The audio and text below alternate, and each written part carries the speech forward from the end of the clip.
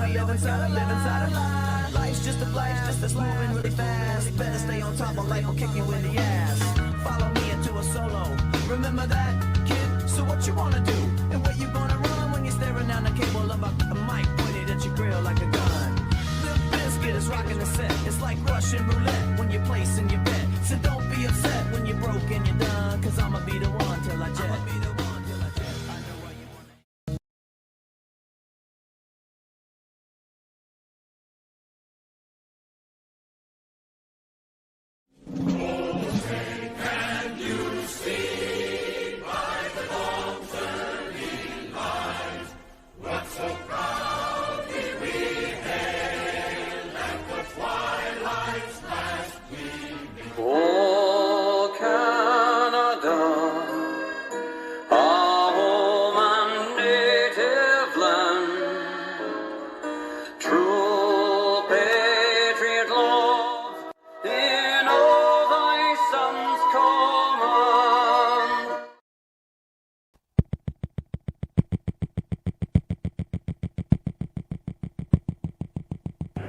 Ignition sequence has started.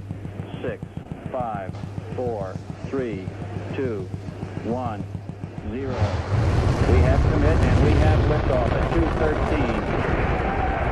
The Saturn V building up to 7.6 million pounds of thrust, and it is clear that you need cool air.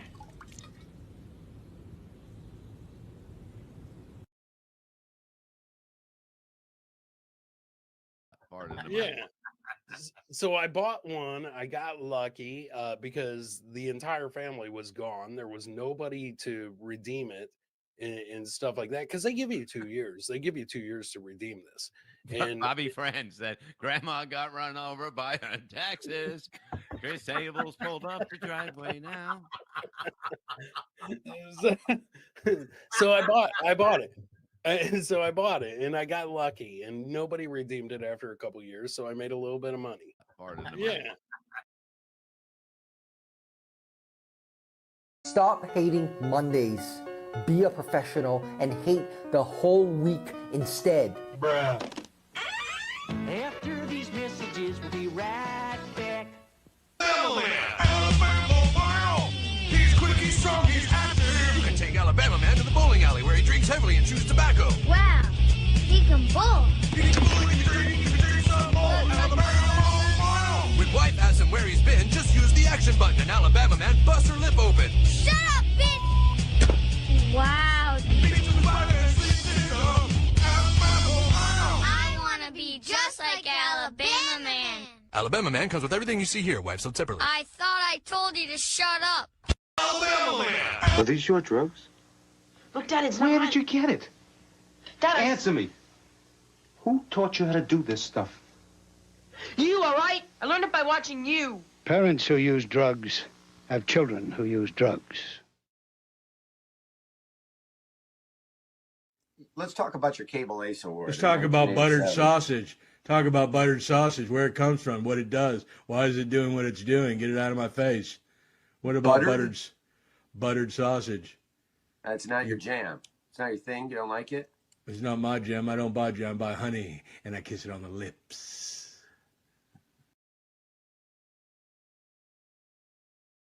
The salt shaker test is a psychological test where you can trick your brain into tasting salt. So here's a salt shaker. Take it. And then if you tip the salt into your mouth, you can taste it.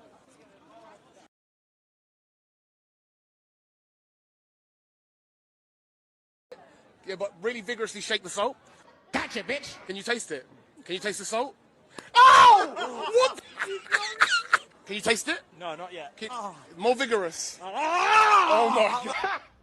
Gay. Can you taste it? Yeah. Yeah. Can you taste it? Yeah. Can you taste it? Yeah. Taste it. Can you taste the salt?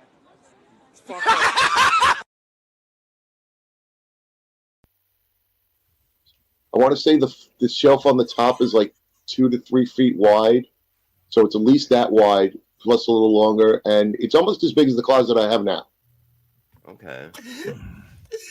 Fucking chat is hilarious, man. Bobby France said that Lenny's data plan charges by the pixel. It is like Don't listen to him. Don't listen to Bobby Friend, Lenny. Don't listen. I thought the video was good. I thought the video was good. Look, I Son seen. of a bitch. Can we show the video just so I don't know? If Yeah, Lenny's- what camera was It's a that? video in the same room. Does that It's camera my show the phone. DuPont network? But the quality of the video is what we're questioning here because it is 2022. Look at that. Wait, what is that thing? Stop. What was that thing? Nobody knows. Look at that. Can you Go tell? back a little bit. Not that Look thing. at that.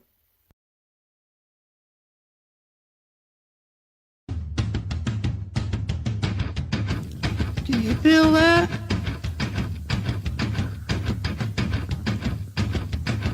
Do you feel that? Oh, shit.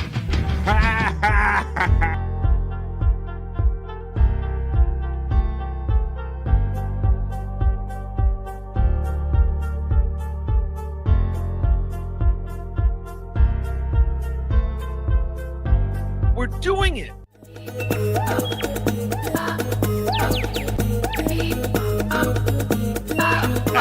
Jackie Mason. Fucking Bobby's fucking funny. Bobby Grant. I gotta give it to you.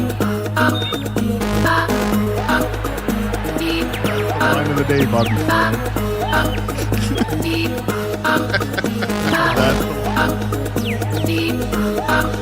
Super creative, super original. There's a show called The Vibe.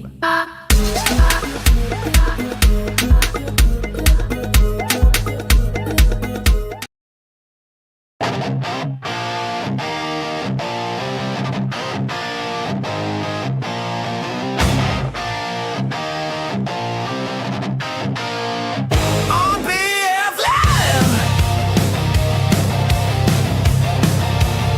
You know we vibing. Oh, in the midday. You know we vibing.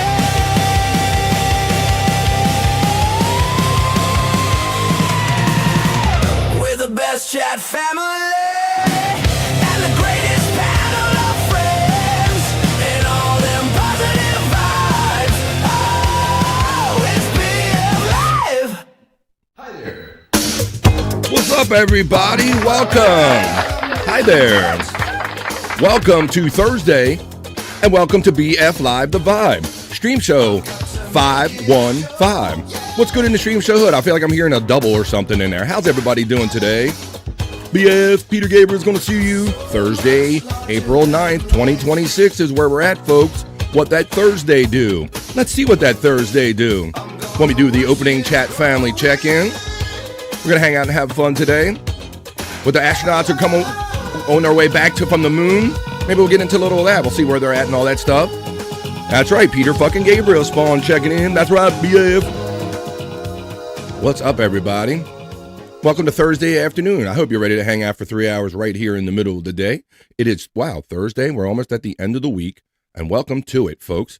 I am BF. We got our bros backstage. What you all been up to? This is my 2-show night, I'm reminded, because it is Thursday, and on Thursdays, we do replayables at 8:45 East, back basically 9 o'clock tonight. So I hope to see you guys later on tonight. For those of you that might just be stepping in just for a minute here, because you're working during the day and all that stuff, please join me at 9 o'clock tonight on the 100 Proof Podcasting channel. We'll do replayables. We'll drink, smoke, laugh, and joke. After a half hour, we'll go like Rumble exclusive, and I'll mix in some music like Peter Gabriel, or maybe some idea shows that ideas that you throw into the chat and all. So let's do it and get into it. It is the middle of the day. This is the vibe. So let's see what everybody's up to, and let's get the vibe going right here by bringing my bros in backstage. He is the bro from the Great White North. He is my friend. He's yours. He's here for another day of podcasting. It is Bobby Nick. My friend, what's up, Bob? Deep butt cheeks, motherfuckers. Fuck yeah. We're doing it. We're having it. Captain Nick reporting for duty, sir. I see. He steps on the poop deck. How you doing today, bud? Yes, literally on the poop deck. Jesus Christ. Oh, I've no. shit like 5 times this morning. Oh, I don't know what's going on, but it's horrible. It's horrible. I feel for you. You know, there was the longest time where we wouldn't, I don't even think amongst ourselves we would share these indelicate details. We would just say, hey, I'm running late for the show or whatever, and maybe not with so many details why. But then after a while, you can't help but bring up that when you're kind of going through something or whatever. So I'm feeling good in that regard today, Bobby Nick. Well, that's good. I'm glad you're better. I think maybe I caught a little bit of what you had. The Kurd bullshit, you know? Yeah, that did get me the other day, but it does feel good to feel good. So that's how feel good to feel good. I see space there. I do feel good. I hope you guys are feeling good today. And if not, I hope maybe we can contribute to everybody having a better day here. That's kind of what we go for on the vibe. Yeah, we're going to do the not so serious news after we get the vibe off of the chat family and see what they're up to and what life is giving them. What that Thursday do. Thursday. Oh, you know, yes, Bobby, sir. I have to say, yesterday I had such an awesome day in the lounge. Holy shit, man. I heard something about an extended show or something. Like you went, did you go 8 hours? What did you do? Over 8 hours. Yeah, I mean, I had everybody's requests coming in. I literally had an over $100 day. I was like, holy shit. That's fantastic, and that really. That's $1. He only charges $1 per song. So the fact that you generated like $100 or something in a day is amazing, and it's attributed to this great chat family that we're part of, Bobby Nick. They allow us to do this stuff, and if they didn't hang out with us and go from show to show with us, this wouldn't be anything. So we really thank them. I bow to all of them. Thank you so much for the great. He's actually bowing when he disappears, folks. He's actually bowing right there. But yeah, I tried to be in there. I was in the lounge for a little bit last night as I'm doing my show prep, and the lovely Mai was in there turning us on to some kind of different music. I was guessing Chainsmokers, and I think she told me it was maybe Odessa or something like that. But Odessa, it was like a full album. I couldn't get the track list, but yeah, I mean, I had to get my bandage changed, right? So she offered for me to play that song and then play that whole album, like not necessarily the whole album, but whenever I come back, I could just stop it and charge her for what. So that was really great. Spawn also gave a 20-minute song. I mean, that was awesome. Yeah, I did. I was listening. Unfortunately, though,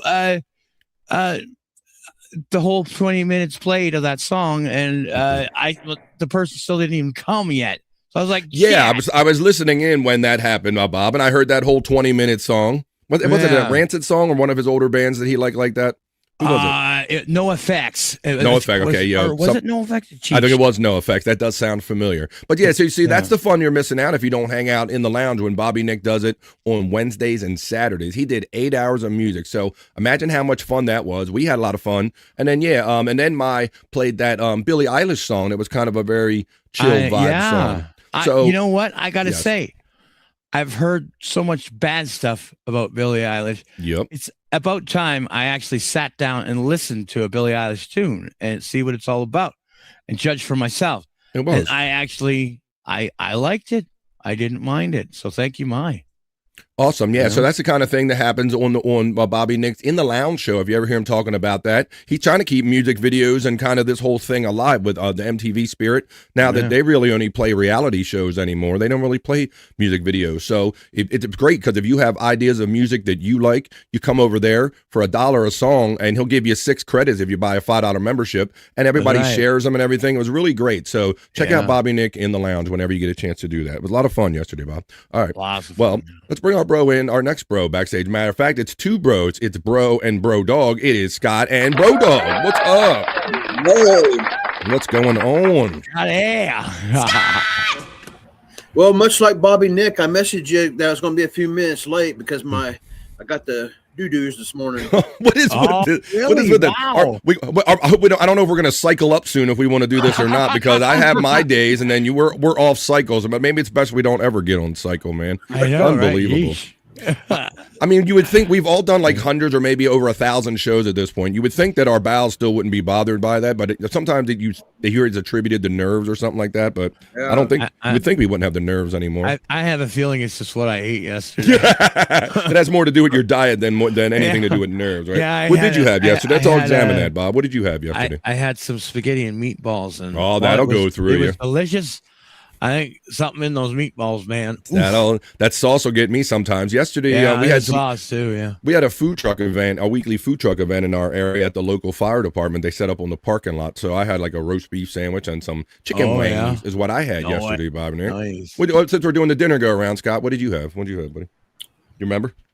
I don't remember. He's like, yesterday I was dinner. That's gone. That's done. Matter of fact, that's what just came out in the turlet in there. So he done forgot it so much. It's like it's literally gone out of his mind, out of his. See, Scott's eating again already. I don't know. I don't. I wouldn't even. I couldn't even eat right now. It's just orange. I needed some vitamin C. You gotta reload. Shit! You gotta reload. You need fiber. You got to get your fiber in your diet. All right. Well, you guys are awesome for being here. It's Thursday. All right. Well, I'm glad that you guys are like got it right so we can get down for 3 hours. It's amazing how many times that really, when we're going through this, you really only feel, okay, well, just before the show, like I guess I can make it now or something like that.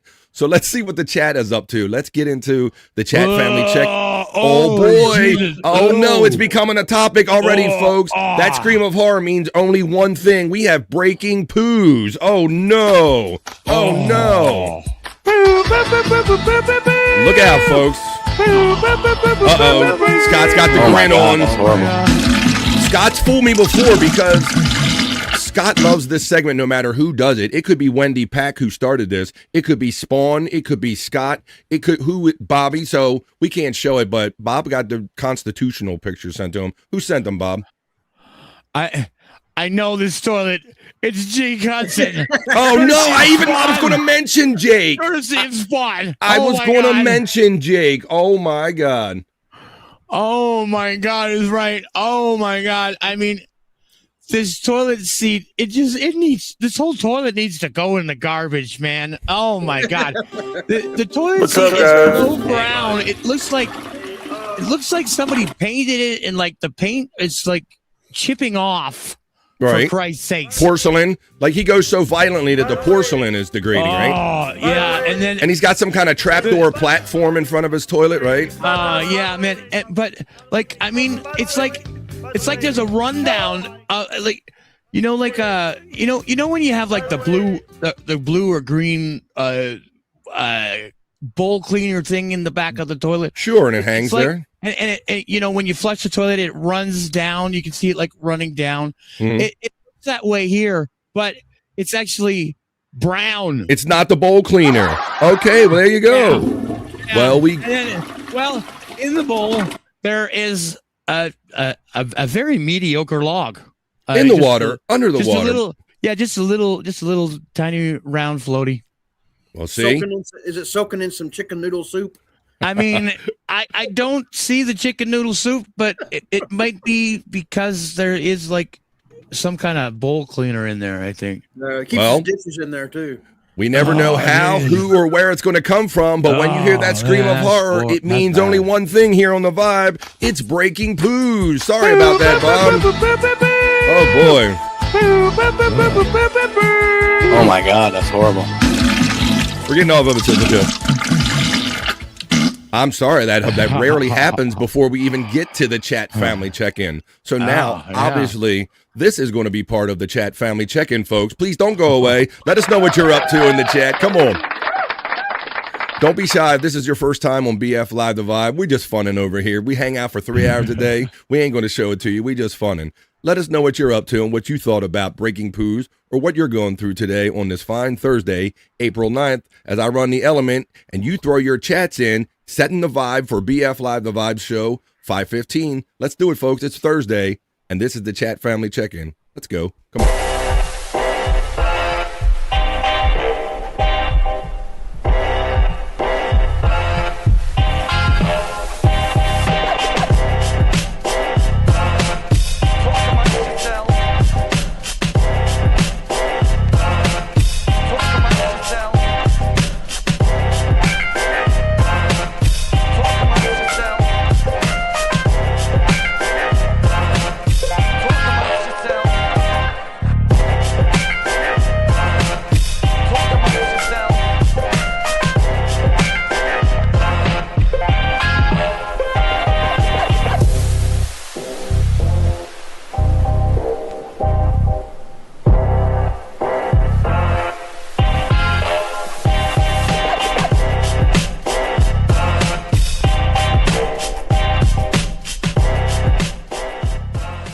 amongst yourselves.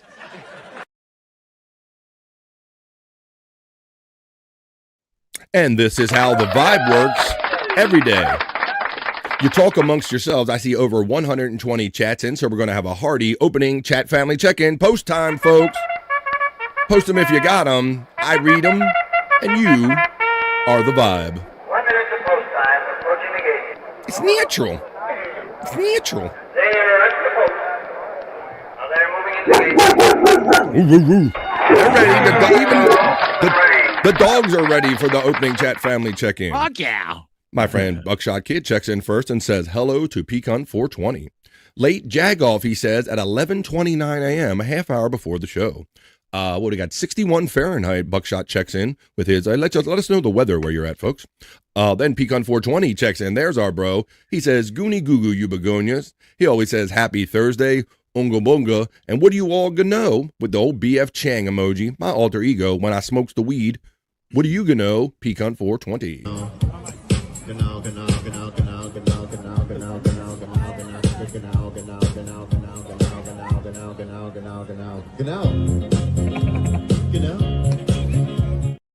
And then you'll notice Pecan 420 enjoying all the membership emojis here on the Vibe. You can too for as low as $1.99. It's the same price as a regular super chat, and I'm legally obligated to love you long time. And Scott will do a little dance for you. $1.99. Thank you, Pecan 420. Pecan then acknowledges Buckshot Kid and says Hoya. Or you could just wait for Pecan 420 to gift one because he does it literally every damn day. Thank you. He's known as a member defender here on BF Live The Vibe. We appreciate our friend Pecan 420. Check out his show every day, just before this show, 10 a.m. East. He lifted and gifted Facts and Cognito. Thank you for letting us know that, Pecan. Yo, says our friend from down under, Flex 316. He's the reason that I include some areas of Australia in the clock when I first start the show. I got the world clock because I understand and I appreciate that people join us from all over the world. What's up, Flex? Checking in over there. It's already, Friday over there. Buckshot Kid having fun with his membership emojis here on the Vibe. Hello, Flex 316 from our friend Buckshot Kid. Flex says, dropped a little MDMA. Shit ain't doing anything. Oh, damn. Really? Oh, but let's see if it kicks in when we get through the chat here as we go through. G'day, Buckshot Kid, our friend Flex says from down under. Did I miss the show? No, you did not.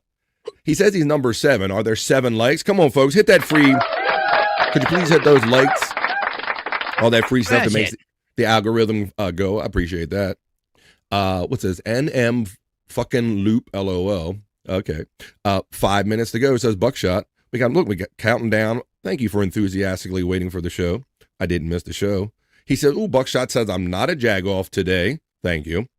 He also says, whenever I call you a jag-off, whenever I call you jag-off, early, you always start on time. So I should call you a jag-off early all the time. You call me a jag-off like literally every day in my chat, and I for some reason, I love you for it. 3, 2, 1. He knows what's up. The countdown is on. He knows what is up. The countdown. Here we go. 8. Ignition sequence has started. He knows what's up. Flex 316 says, who's the guy up there on the right? If you're talking about right now, you know it's the one and only Bobby Mother. Come on, you know it is. The man with the deep butt cheeks. I got deep butt cheeks. You don't recognize me, Flex? Jeez. But there are some things he doesn't. I don't know. I don't know how vaginas work. That guy, he's laughing. Garlic, he says with a question mark. Hey, the Stream Elements bot says it's running, but make sure it's doing its job. My friend Spawn checks in. Hey, buddy. Deep butt cheeks. He says good day to me, Bobby, Nick, and Scott, and everyone in the chat. It was fun hanging out last evening. It really was. I mean, we described it a little bit as we started the show. Hello, Stream Elements, says Buckshot Kid. Spawn shouts out and says good day to Stream Elements. Lenny was noticed and recognized in the opening chat family check-in. Yes, that was a lot of fun back in those days. There's 6, so my friend Just a Guest says, but I always say you're number 1. And just as a member, utilizing the Slurpee emoji, indicating we're a little different here on the Vibe. We like to take it easy. Life outside is kind of crazy enough. This is the Vibe. Hello, Spawn from Buckshot Kid. Hello, Just a Guest from Buckshot Kid. Spawn then says hello to Buckshot Kid. FJM Jim Fanning 666 up in the sticks says good afternoon, everybody. Beautiful afternoon out here in the Shenandoah Valley. 53 and windy with the chat family weather check-in. Mandy Diff steps into the vibe on a Thursday. We acknowledge Mandy Diff.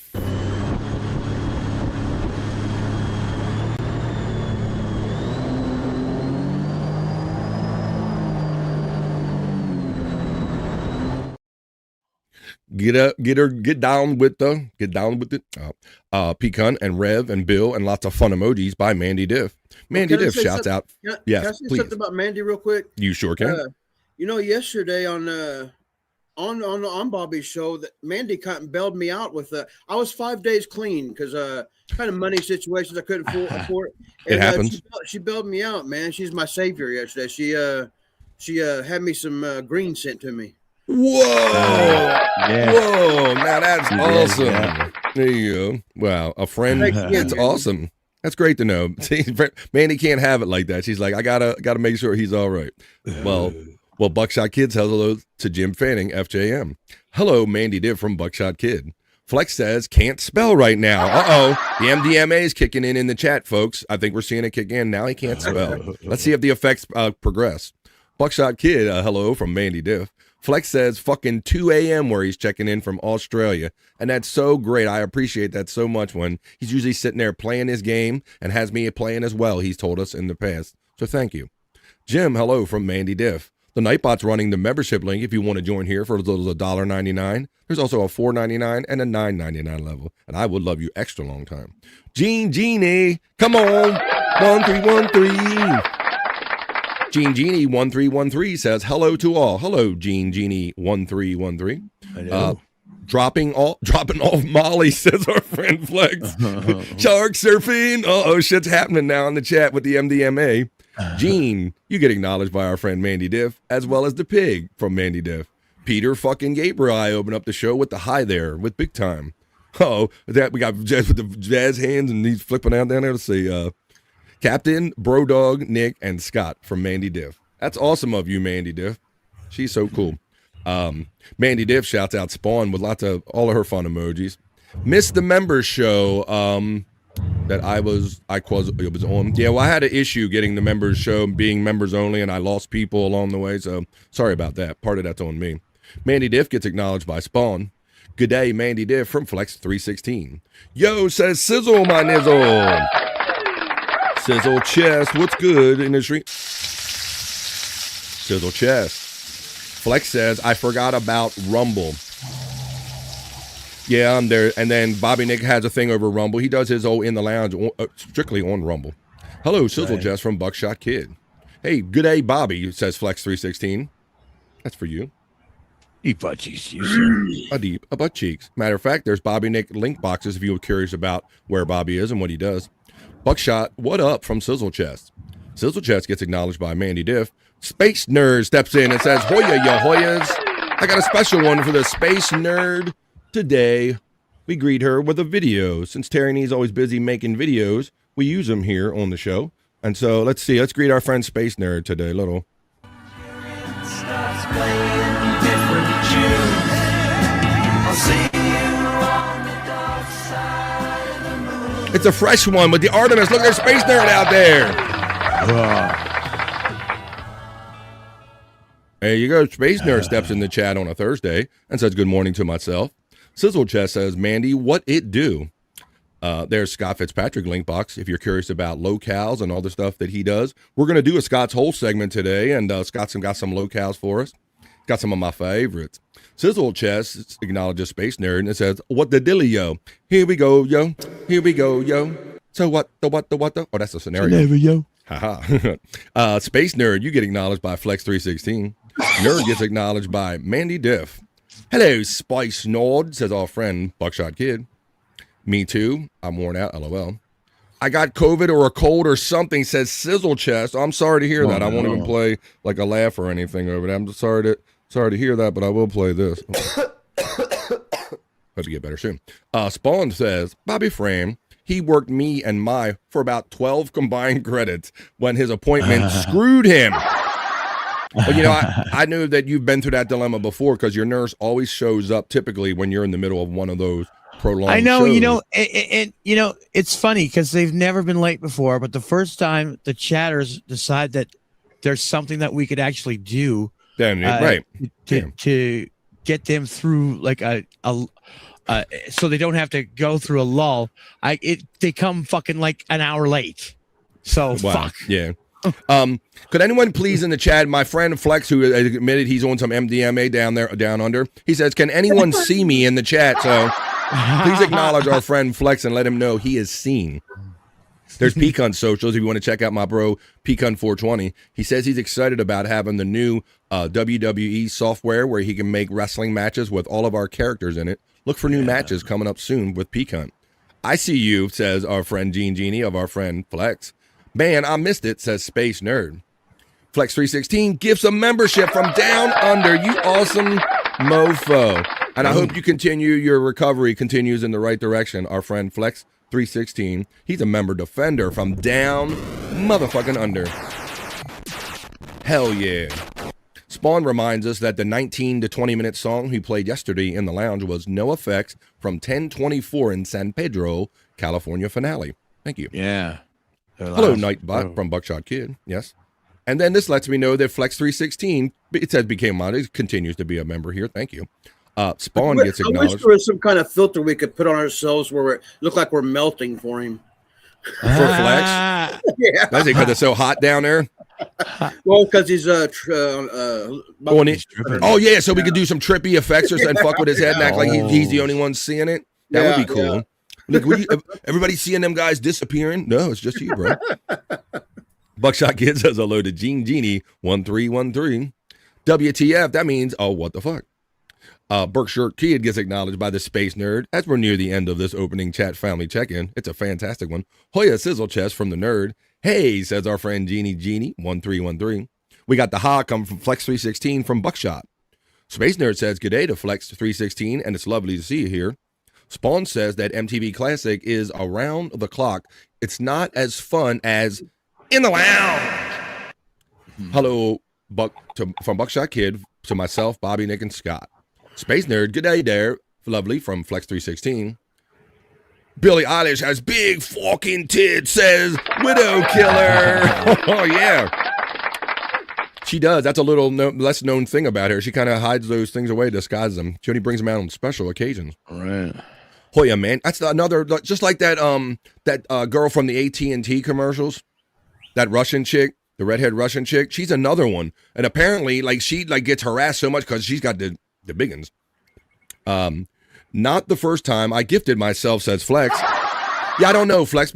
I don't know if you might have technically gifted yourself, or sometimes when you acknowledge a super chat or you engage one, it just says you continue to sponsor me. So I don't know.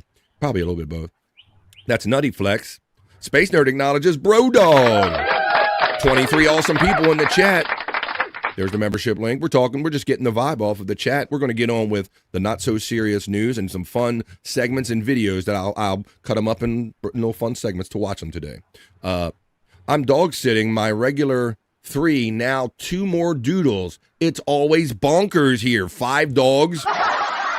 Holy shit. Hoya FJM from the Nerd. Spawn is getting the laugh from the Nerd. BTW, I played by the way earlier. Space Nerd is laughing. Spawn says, I had soup. I think I'm actually getting hungry today until I saw that shit. That's, what we're getting in the chat. Yeah. A new toilet seat at Walmart is $10 or $15. Yeah. But Jake going in it, priceless. BF like a pro. We roll right into that breaking poo. We should get Jim Florentine to send Bobby Nick. Look, I'm not going to do that. I'm not sending that Bobby Nick. Picture of an upper decker. Yeah, exactly. Oh, Jesus. Yeah, I fucked Robin. Getting ready to vomit, says Sizzle Chest, so I know where we were in the chat during that. Jake thought was doing his annual shitter cleaning. Bless his southern overall cladded heart. He said, bless his heart. Now, there wasn't any brouhaha until Bill come here asking, what's all the brouhaha? But you must have brought it. Wild Bill brings the fun and the brouhaha. How you doing there, Bill? DJ BF says Flex316. Hello, Reverend Wild Bill from Buckshot Kid. Buckshot Kid gets acknowledged by the Rev. Scott, the Rev says hi to you. Wild Bill. And he says hi to everyone. I'm gonna continue through the chat here, letting you guys talk to it amongst yourselves, because that is what the vibe is. I'm only going to put people up that we haven't already said hello to real quickly. You guys, MDMA was fun back in the day. Let's see, DMT, one drug I haven't done in a while. You guys are having fun talking about drugs and stuff like that. I'm looking for people like Don Jr., who we haven't said hello to yet on the chat family. Check in. Hey now. What's up, Don? Hey now. Mandy bongs down today. Yeah, did I hear her say she was backing up off of it because she was kind of hitting it too hard lately? Kind of heard something about that. Oh man, after being 5 days clean, this is going to hit me hard. Yesterday was pretty good. I was able to reset a little bit. All right. Yeah, I hear that. And then you take that first one and you don't need too much. You just need enough. Well, how about this? Let's see. Nerd loved that video that Terry Nee produced for her. Sizzle Chest says, fun fact, Dark Side of the Moon was on Billboard's charts for over 250 weeks. Yeah, that's one of those ones that kind of had that staying power through like decades too, I understand. I think it returns there every now and then, does it not? There you go. Flex is on DMT, question mark. I believe he said he's on MDMA or something like that. I think he said he said it wasn't doing anything, yeah, for the MDMA. Mel like the guy in the Raiders of the Lost Ark face, as Scott said, yeah. All right. There's Don. We acknowledged him. You guys are awesome. I can't even keep up with the chats. I'm just looking for people. Bill is the brouhaha. Runt Punch, as our friend Flex316, 250 weeks. And there you go. And let's get it through. What do you do? Scott Strippy, look. Flex, look at Scott. Look at Scott. Whoa. Whoa. Look at Scott. He's a goat. Scott, you're.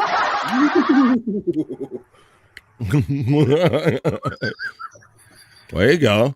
I should play the Beastie Boys. All right, well, let's get on with the show because that was a lot of fun. And what a fantastic vibe for the opening chat family check-in. Now let's get on with the show.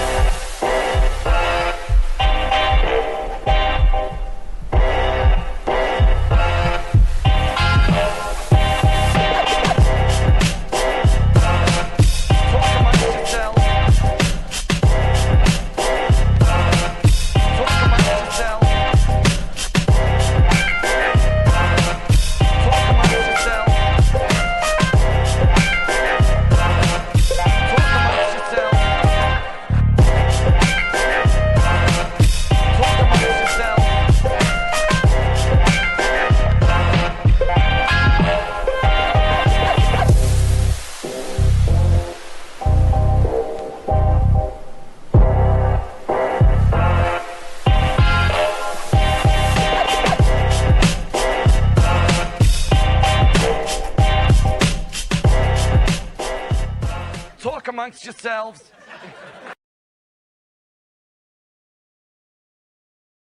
This is what the vibe is for 3 hours every day. You talk amongst yourselves.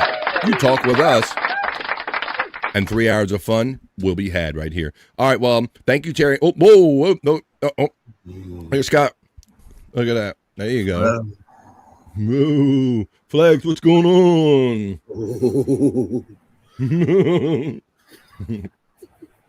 Let's see. Ooh. Here we go. Diddly. Oh, hang on. Trying to do something, Scott. Here.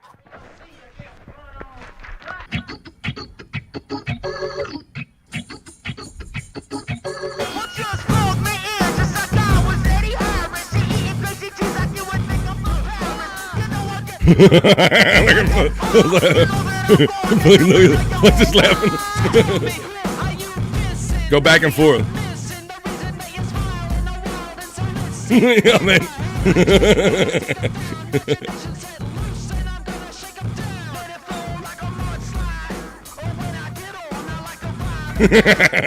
Yeah. Oh shit! Sometimes it's got the unintentional "what you want" effect. Before Scott had that computer with that awesome green screen ability and all that. Hey, bongs and some small bowls that need a new home. Scott? Question mark. Reverend Wild Bill already bought new ones. Oh shit! Right. They got it wrong. LOL flags.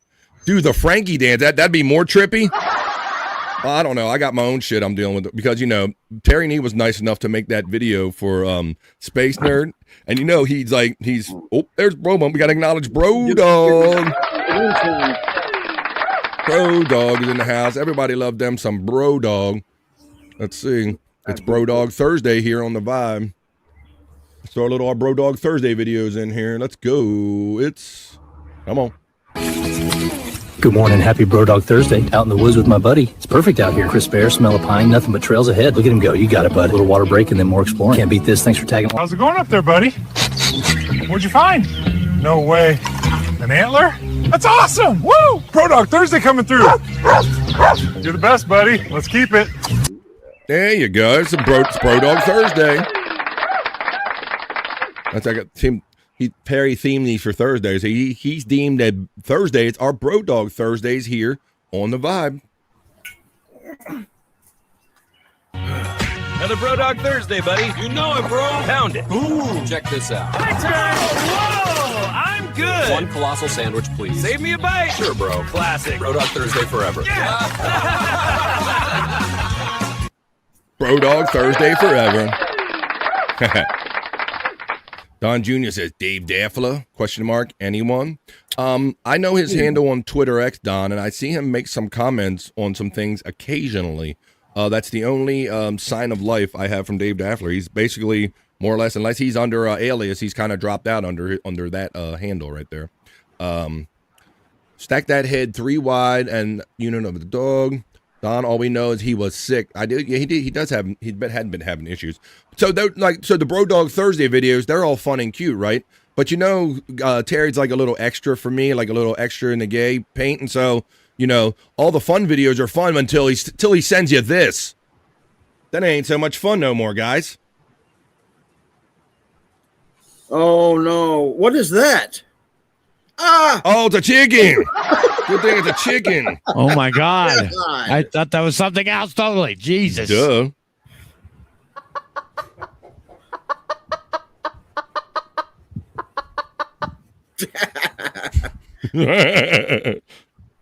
All right.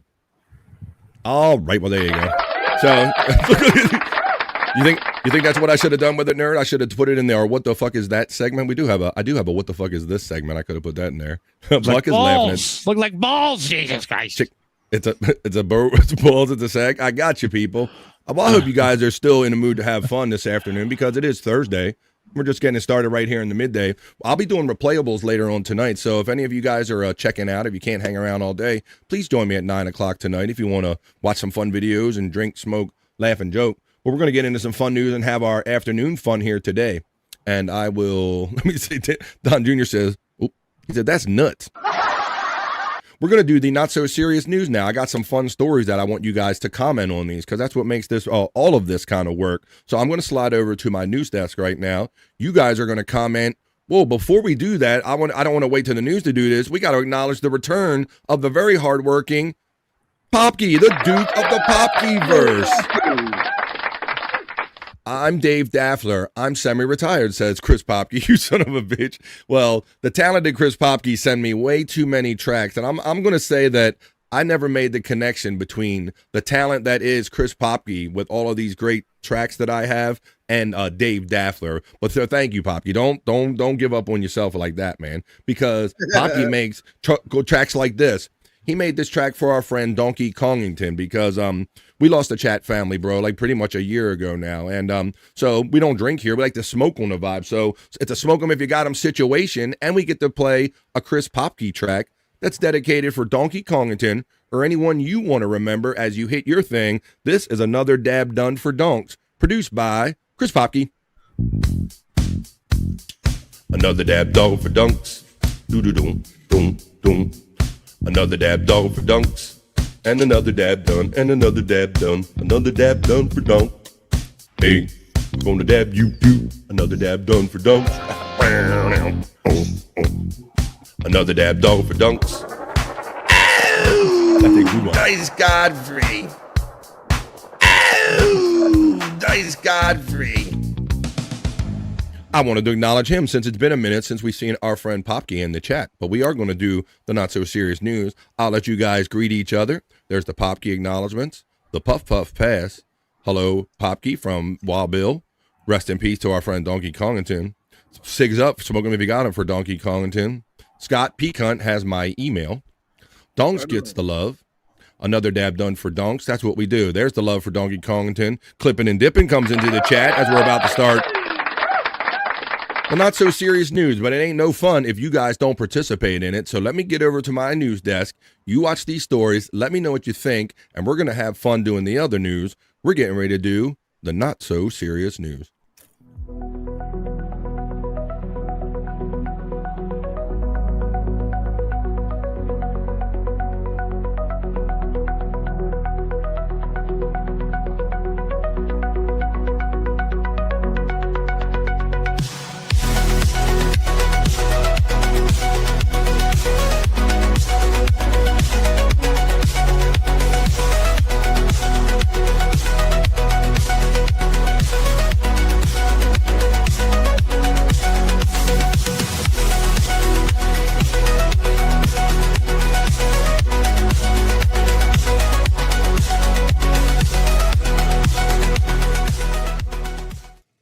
That's right. Let's do it, folks. It is Thursday. And if you're here every day, you know that we have fun when we do the not so serious news. Scott's still doing trippy. She's going to start tripping me out. What are you doing over there now, Scott? Oh, he got a bug on his face, Flex. Look. That's a stink bug. That is a stink bug on your eye. Scott is out. God. Oh. It's probably best that you let it do that. If you try to hit it or something, it probably would have made a funk smell on the way out. All right, well, there you go. Thought that was an ad, LOL. They won't come clean. There you go. Now, man, we're doing the not so serious news, bud. I want you guys to let me know. That's a stank ass bug, says Wild Bill. Well, there you go. Flex is laughing. We got an UGG coming from the nerd. It's nature time, folks. Scott's out there in it. And we're about to do, more matter of fact. The year of the stink bug or the season or something, because they are out here bad.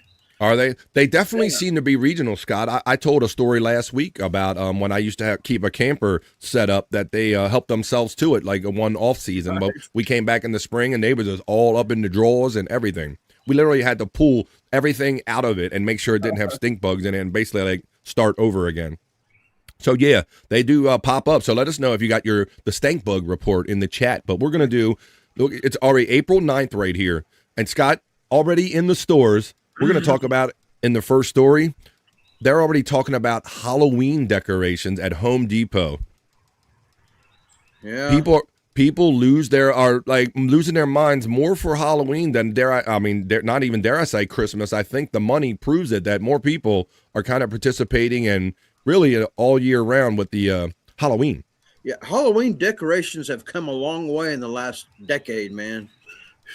Good point. Because what do we used to have? We used to you stuff something and put it on your porch. You might have a skeleton you put on your door if you were lucky. The skeleton that would have been a bigger thing. Piece of plywood, RIP, graveyard sign type. Right. Thing. You had the foam ones. They made them out of foam for a while. Yeah. So you make a good point that they've really stepped it up. So much so, Scott, that they already have them set up in the stores and they're already kind of talking about 6 months early and already winning Halloween. And look at some of these things, these elaborate things they're doing, Scott.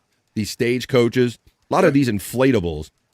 We're officially at the halfway point to Halloween.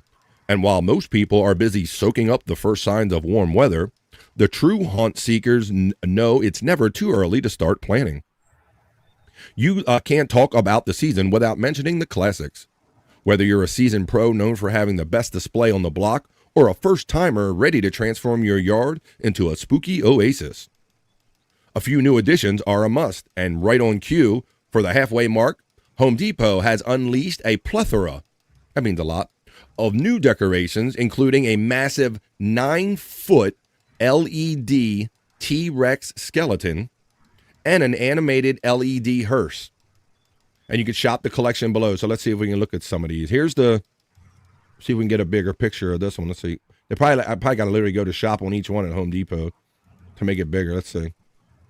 Let's go.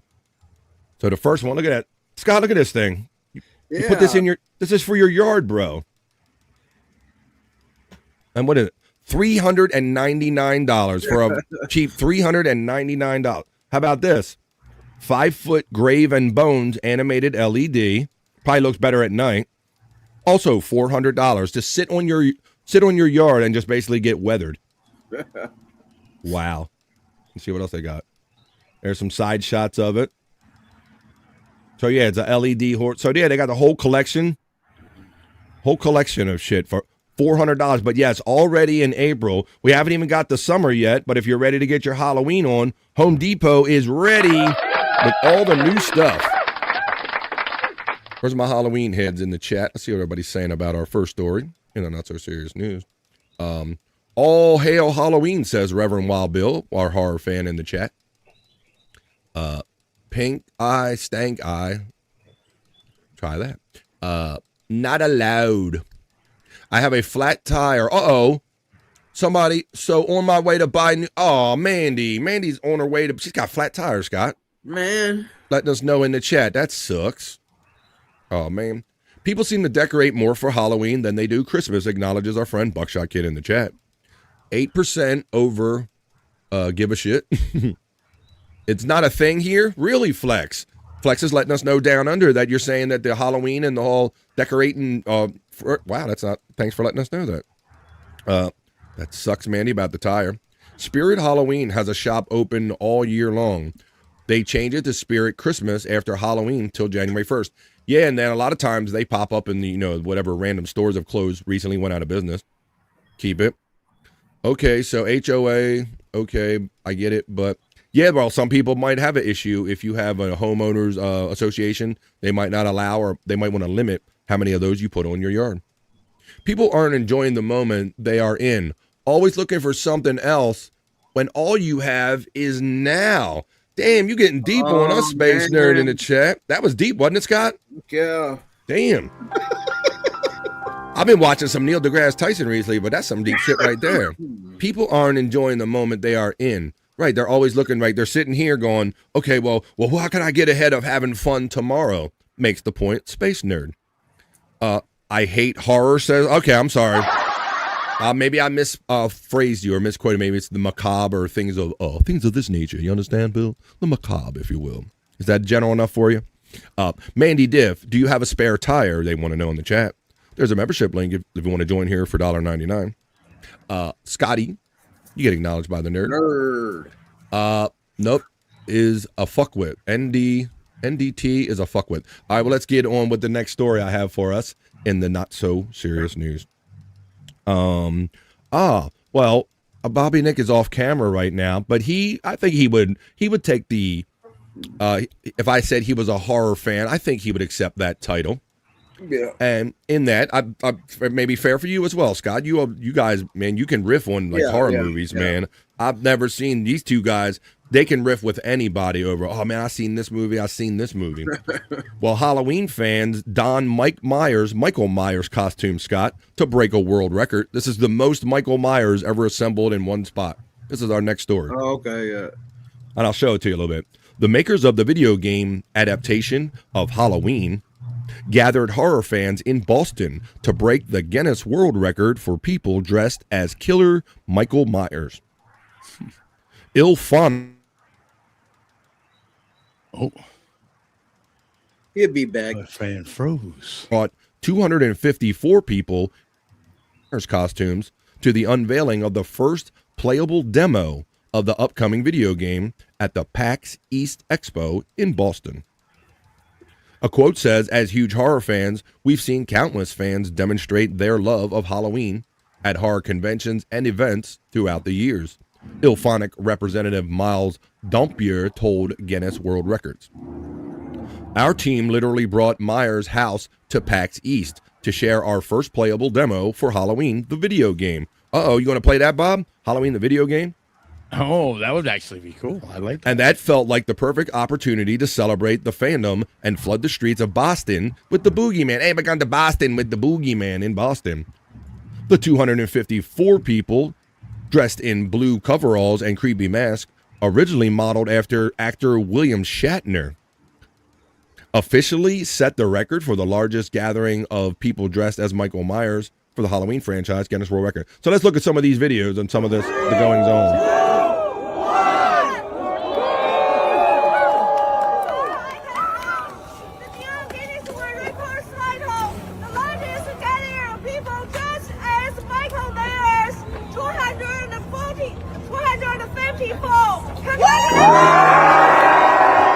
The hell was that? Let's see if we can. I think there's a video up here. There's a certificate. So yeah, 254 people in Boston, Massachusetts. Look at this guy. He's holding the knife to his neck. So there you are, Bob. The largest gathering of Michael Myers. There you go. Dress for the Halloween franchise was achieved by all of those companies together. So there you go. Thought that was a fun little story. And the first story I did, Bob, was about everybody already excited at Home Depot. These Halloween decorations, people are sitting on their front lawns.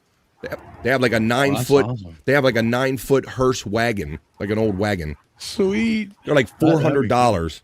Amazing stuff. Wow. Yeah, amazing stuff. All right. All I gotta say is that, nausea, heartburn, indigestion, upset stomach, diarrhea, my fucking ass. That fucking Pepto-Bismol shit don't work worth a shit. Jesus Christ. Oh my goodness. I took it like 2 hours ago. Oh my God. Man. There you go. I've just been sitting on the toilet this whole time. Probably just had to get it out of him. Let's see what everybody's saying. We have, he says, I'm not a horror fan. I'm a mega horror fan. There you go. He said something about, I thought I made me misspoken. And he said, I thought I changed it to macabre fan, but he said he's a mega horror fan. You won't see this again. This will never happen again. First movie. Who gets the certificate? Good point. What is Miss Judy doing in Boston? I thought she was doing an ice skating competition down south. Yeah, I don't know. That was a good question. Who does get the certificates? Yeah, out of the 250, some of them. I don't know. Maybe they each get one. Maybe. Maybe I don't. I've never been part of any of those kind of group thing or nothing. So that's a good question. But let me get on. Let's get on my next story in the not so serious news. There is a story. I'm hearing more and more stories going around that fertility rates are down all around the world. I don't know if it's because people can have them or if they won't have them. But Japan, they try to do something about it. Revelers parade giant penises to dash stigma in Japan's fertility festival. This is our next story in the not so serious news. That's right. You're going to see it's a penis parade, folks. You love it? Oh, there's they're carrying around a giant penis, guys. Look. What's that, like a penis table or something? It's your cock and balls. I've seen where they do that. And that's always been so strange to me how they so openly celebrate that and make all the penises. And it's just weird.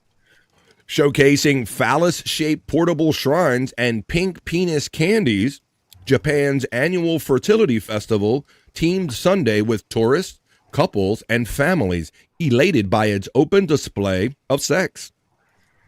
The Spring Kanamara celebration near Tokyo features colorfully dressed worshipers carrying a trio of giant phallic-shaped objects as they parade through the streets with glee, like Scott described. The festival, as legend, has its honors a local blacksmith in the Edo period, 1603 to 1868, who forged an iron dildo to break the teeth of a sharp-toothed demon inhabiting a woman's vagina. What? Wow. That had been castrating young men on their wedding night. You can no fucking that. They teeth, they bite your penis off. What? I've never heard of this legend, guys. I might have to read that again. The Spring Kanamara celebration near Tokyo features colorfully dressed worshipers carrying a trio of giant phallic-shaped penises as they parade through the streets with glee. The festival, as legend has it, honors a local blacksmith in the Edo period of 1603 to 1868, who forged an iron dildo to break the teeth of a sharp-toothed demon that was inhabiting women's vaginas that had been castrating the young men on their wedding nights. I know Japan well. Look, even Space Nerd is like, what the what? Go ahead. That brings to mind the movie Teeth. I know Bobby Nick will know what I'm talking about. There you go. The horror guys right here. Vagina dentata. Today, a 3-foot or 1 meter black steel phallus sits in the courtyard of the Kanayama Shrine, honoring the Shinto deities of fertility, childbirth, and protection from sexually transmitted infections. Over the centuries, sex workers pilgrimaged to the shrine to seek its powers of protection before the festival evolved into a broader fertility rite seeking to destigmatize sex. I hope the festival can help disabuse people of the notion that sex is a bad thing. Hiroyuki Nakamura, chief priest at a shrine at the host of the festival, told AFP. In February, preliminary data released by the health ministry showed that Japan's birth rate had fallen for the 10th straight year in 2025. A total of 705,809 babies were born that year in Japan, down 2.1% from 2024. The data includes births to Japanese nationals in Japan, foreign births in Japan, and babies born to Japanese nationals overseas, so they're counting all of them.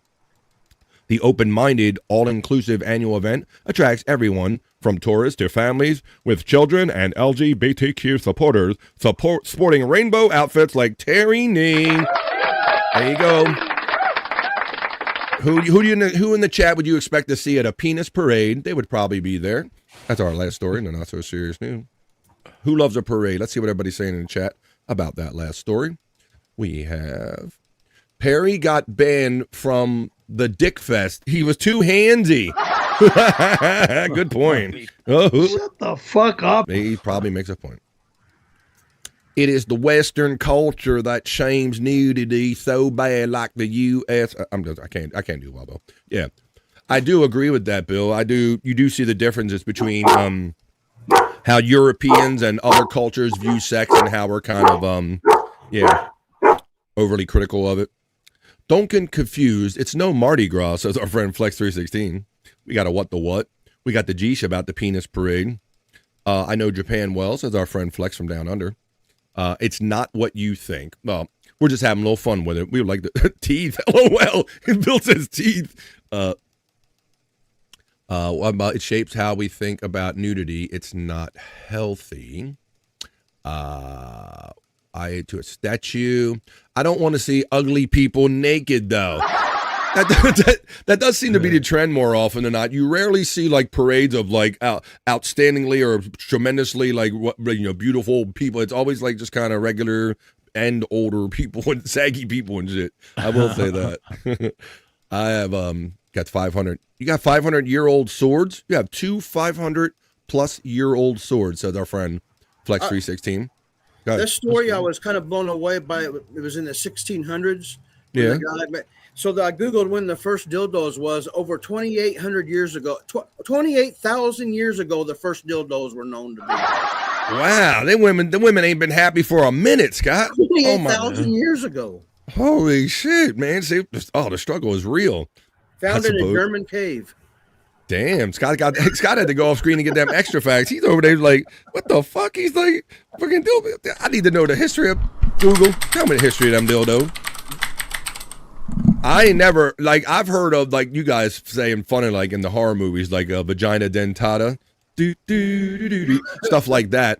But I ain't never heard I didn't know that there was a legend about young men on their wedding night with a demon and they drove it out with an iron dildo. That's news to me. And that's why I like doing this shit, man. I always say if you're not careful, you might learn something before you're done. So that's even me. More because of Christianity. There we go. Don't try to play with a Jap woman. You won't win, says our friend Lex. My dangling. They ought to take a rope. Oh, my dangling. Everybody wants to play with my dingaling. My dangling. You were trying to say it like he's saying, won't you play with my dangling? My dangling. We know something. Very different. What's up, Bounty Nuggets? Saying, hey, all. Nudity is discouraged when you have 3 feet of snow still. Maybe unless you really lose your shit and just get naked and dive in the snow. But please don't do that. That's not advisable. Bouncy Nuggets, we'll keep you warm here in the chat family. Let's give her all a hug. Flex, says Reverend Wild Bill. I have one. Not sure which dynasty it's from. I just saw, I watch so much media. I just passed by a story where a sword was found underneath the water, and it got like scanned because they didn't even want to take all the shells and all the things that had been on it, Scott. Right. But yeah, it was a story where some poachers were there looking for a sword, and somebody chased them away, and then they recovered the sword, and now it's in a museum, and they just laser scanned it. They didn't even like take the crustaceans off of it or anything. Yeah. Right. Widow Killer checks in and says PCL just uploaded when Perry had one of them DRPs that John Quincy had. Oh yeah, those pops that he sent him. We'll check that out when we do Perry talk. And we'll play a video, I believe, with him talking to Jesse James from Jackal if we go do a Perry Talk segment later. Perry is on tonight. He should be. They said if the computer is roach free, we'll talk about that later on. Dildos made of wood, says Reverend Wild Bill. Ooh, get the splinter with inner. Get the splinter with inner. Well, wait. Of course, my sister has to come in and remind us. Oh, they used to have orgies.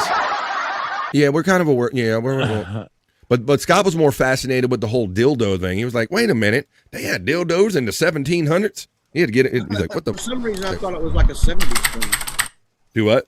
For some reason, I just thought, women didn't get down like that until the 60s. Yeah, they told that. I thought when they started shaving their armpits, they went and got them dildos. I didn't know. All right.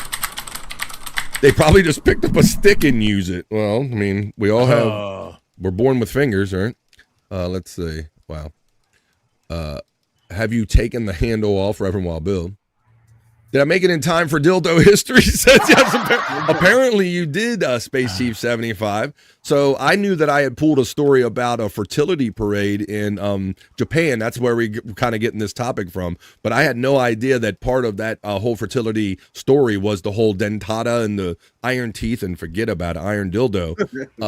Isn't that like a show on the? Let's tell you, Iron Dildo sounds like a lesbian metal band. Fuck, it does. Yes, yes, it does. You're absolutely right. Here we go. What's that? Here we go. Fuck, where's that at? Here we go. Son of a bitch. Here we go. Ladies and gentlemen, welcome to the stage, Iron Dildo. It does sound like a band. Yes. It will have a maker's mark in it. Yeah, okay. It's from the Dildo dynasty. What dynasty is it from? When you have 3 feet of snow, lose your shit and just get naked. That's what my mic picked up from Bobby Fran said. Basically. Hoya Kathy from Space Nerd. Yeah, you need that fucking hillbilly accent from them mountains, dang-a-lang.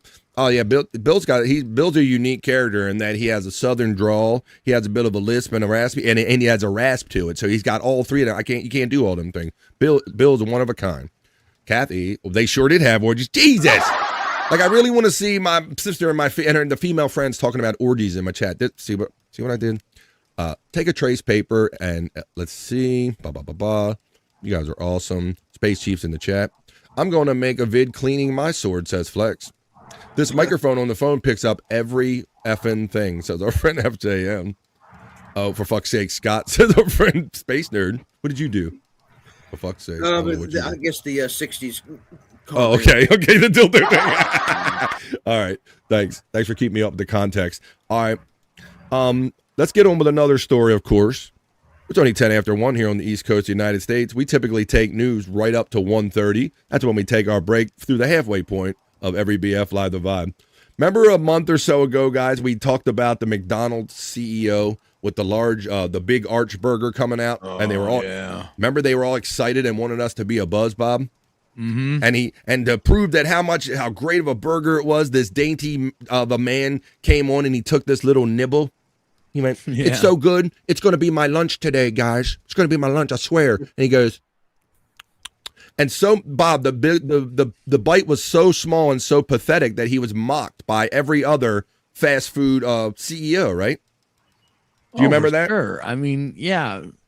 Go big or go hard. If you're gonna create a big burger, take a nice big chunk out of it and act like you actually like the thing. Yeah. You know? And there have been so many kind of spoofs and knockoffs about it and all. Well, in this story, Scott, Bobby and Nick and Scott, it said now he done it again. You think he would learn, but this McDonald's CEO is blasted again for a bite of a McNugget during a Wall Street Journal interview. Check this out. Same dude. Same dude. McDonald's CEO Chris Kempinski can't catch a break. In a recent interview with the Wall Street Journal, Kempinski responded to the widespread backlash he received after eating McDonald's Big Arch Burger on camera. In the now viral video, the fast food executive took a singular bite of the burger before holding it up to the camera. The internet was quick to criticize, with some speculating if the CEO even eats McDonald's. He goes on to say that I got a call from one of my kids and they said, "Dad, you've gone viral and not in a good way," Kempinski told Wall Street Journal columnist Tim Higgins during the interview. The moment led to several other fast food executives adding their own burger taste test. This is what we saw. So this was the guy in the middle in question. Here's the CEO of McDonald's, right?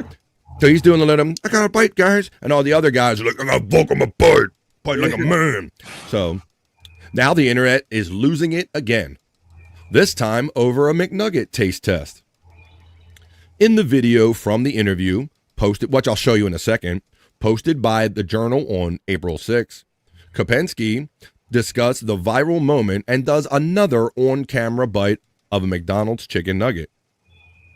In the clip, which as of April 8th had more than 332,000 views on TikTok, Kempinski bites into about half of a McNugget, prefacing that he's looking forward to taking a nice bite. So let's look at it now and see what he did this time.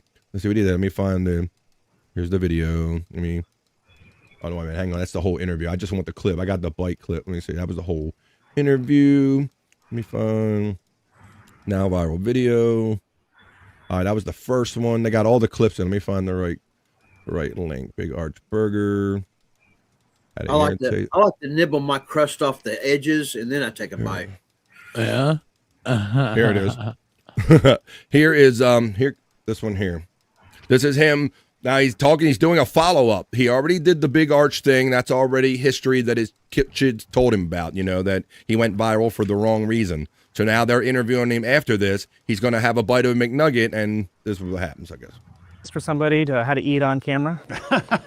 Well, I'd say the biggest thing is just dive right in. So I'm looking forward to taking a nice bite out this chicken nugget. It's a little weird to watch each other eat. You guys laughed. I mean, but you fucking guys laughed right away, and apparently everybody else did too. Look, I felt. You got any advice for somebody to how to eat on camera? He looks like he was forced to do it, Scott. Really? At gunpoint. Jesus. Well, I'd say But I thought about this a little bit, guys, because I remember the days where they used to be so very careful about, to this day, they decorate the burgers and they make them out of other things so they look more scrumptious than they are. And they used to be very particular about how the person ate it and what their fingers look like. And now you just got these random dudes on videos just taking chances and making their product look kind of goofy, Scott, in a way. Yeah. Or causing a buzz like this. Dive right in. So I'm looking forward to taking a nice bite out this chicken nugget. It's a little weird to watch. Yeah. Well, imagine how I felt. It was, it really was. You got any advice for somebody to how to eat on camera? Well, I'd say the biggest thing is just dive right in. So I'm looking forward to taking a nice bite out this chicken nugget. It's a little weird to watch each other eat. Yeah. Well, imagine how I felt. Hey, I seen there was a little clip right there. I seen, he takes the bite, right? But then then it pans over to the guy talking. Then when it pans back over to him, he's holding a nugget without a bite in it. I thought the same thing, Scott. That's a good pull, buddy. Let me. All right, Scott always notices some extra shit. I knew I should have kept that up there. I'll get to it real quick. Scott always notices. I think he spit his bite out, and then they picked up another nugget and finish it off. Maybe. It did look like a. There was a second nugget. There was a second nugget for sure. It's like the grassy knoll. There was a second nugget. There's a second nugget on the grassy knoll, Scott. Here, I got it again. Here we go. Scott got the power of observation while I'm pressing all the buttons and doing all the shit. Let's go. Advice for somebody to how to eat on he camera? Does. He takes a bite. Well, I'd say the biggest thing is just dive right in. So I'm looking forward to taking a nice bite out. All right, here's the first bite. Chicken nugget. Right. All right, now I thought right now let's process that. So he took a bite already. Let's see if when they do the cutaways, I think they might have edited one in. Let's see. Yeah, he spit it It's a little out. weird to watch each He other. spit it out. Well, imagine how I felt. No, they ain't got a bite off of it. It doesn't. So far from the angles I'm seeing, I don't see a bite neither. It looked like he. Oh, look, there it is. Scott's You got any exactly advice for right. somebody Scott is absolutely right. How to eat on camera? Well, I'd say the They biggest thing acted like that was a clean audio edit, but that was not a clean video edit, Scott. is just dive right in. So I'm looking forward to He taking takes a the nice bite. out this chicken nugget. It's a little weird to watch each other eat. Yeah. Well, imagine how I felt. They're out. So the way it's edited, Scott, he got two opportunities, two separate bites right there. The powers of observation. I had McDonald's a couple days ago, probably months since I had it, and the fries. Yeah, it's not every day, week, or even month nowadays, nerd, that I'm even having it anymore. It's literally like a once a month thing for me, if that sometimes. It's really weird. When my kids are at that every day, busy with them every day thing, fast food was a necessary thing because had a little bit of time in between stuff, but not so much now. I have no send sticker options. Really? It should be. I got all of those things open if you want to send super stickers or everything. I'm sorry that's not working if that's the case. There's Rumble and there's other ways. And their Diet Cokes are always on point, says Space Nerd. She likes that formula. Dudes eating steak. I would be. Never had one. Get that. What the fuck? You don't have our Big Arch burger down under yet? There's a new burger here in the States. Run that, but I never had one. Need to know. Fresh hot nuggies. I don't mind them. Like when I do go to McDonald's, for that once a month or whatever, I'll jam on some of them mystery nuggets and some fries. That's what we call mystery nuggets, Scott. Yeah. You don't know what they're chopped, pressed, cooked. You don't know what the hell they do to that stuff. I remember back in like the 80s, there was different. They had dark meat nuggets and then white meat nuggets, and those dark meat ones was real suspicious. Yeah, they were like dry. Yeah, before they was like chopping and pressing and cooking it so well. I do. You never see them swallow. Are you talking about spout wives, or what are we talking about spouses? We still talking about nuggets? Hi-oh. My mom used to do food for commercials. Steam coming off the food was a cigarette behind before they had Photoshop. She's telling me they did special effects. They did smoke like that. Bad editing. Ha ha ha. He had it all. Nugget scam, says Space Chief. We got a no-bite scam, says our friend Flex. Nice observation, Scott, says Space Nerd. I eat it, and it's shit, but I'm only human, he said. Yep. Flesh and blood, a man. We have all the Macca's shit. Oh, you got you call it Macca's? We don't call it Macca's. That's interesting. Got all the Macca's shit down there. Roy. Big Arch, LOL. Ooh, awesome. It's lovely Stormy. Always listening in, Scott. You never know what you're going to get caught saying, buddy. Those dark ones were suspicious, LOL, says Stormy. It's funny, the timing when people are like in and out of the show and just the first thing they happen to hear or the thing that they key on. And I want to say thank you for the awesome 25 people that are hanging out here in the midday. We're having fun. We're making the news fun here, and you guys are making it fun with this great feedback. Australia, mate. Most expensive place to live. Yeah, imagine, because basically, imagine anything you want from the States, right? You all have to import it. So, the one thing about McDonald's is you know what you're getting every time. They do have the consistency model down. What is, whoa, wait a minute. Hey, Nick. From Germany, Nick. Oh, Mr. Gers. Hey, who's suspicious about the black thing? I see what you did there. I saw that when I put that thing up. I knew what I was doing, Mr. I know nothing, Mr. Gers. Welcome to the chat and welcome to the next story. All right. So that was so funny how that dude stepped in it again and just, I'm going to take a bite. I'm taking a bite, man. Oh, where did I think I might have had a video. Let me look at my bookmarks real quick. Let me do. I think he was given one. He took a bite, They cut away so he could spit it out, and then they took another one, and he just acted like he's still chewing on some in his mouth. I can see that, Scott. But I will say that I questioned something even about that, but I didn't pick up on it like you did. But I did. That cut was weird to me too. It didn't seem natural.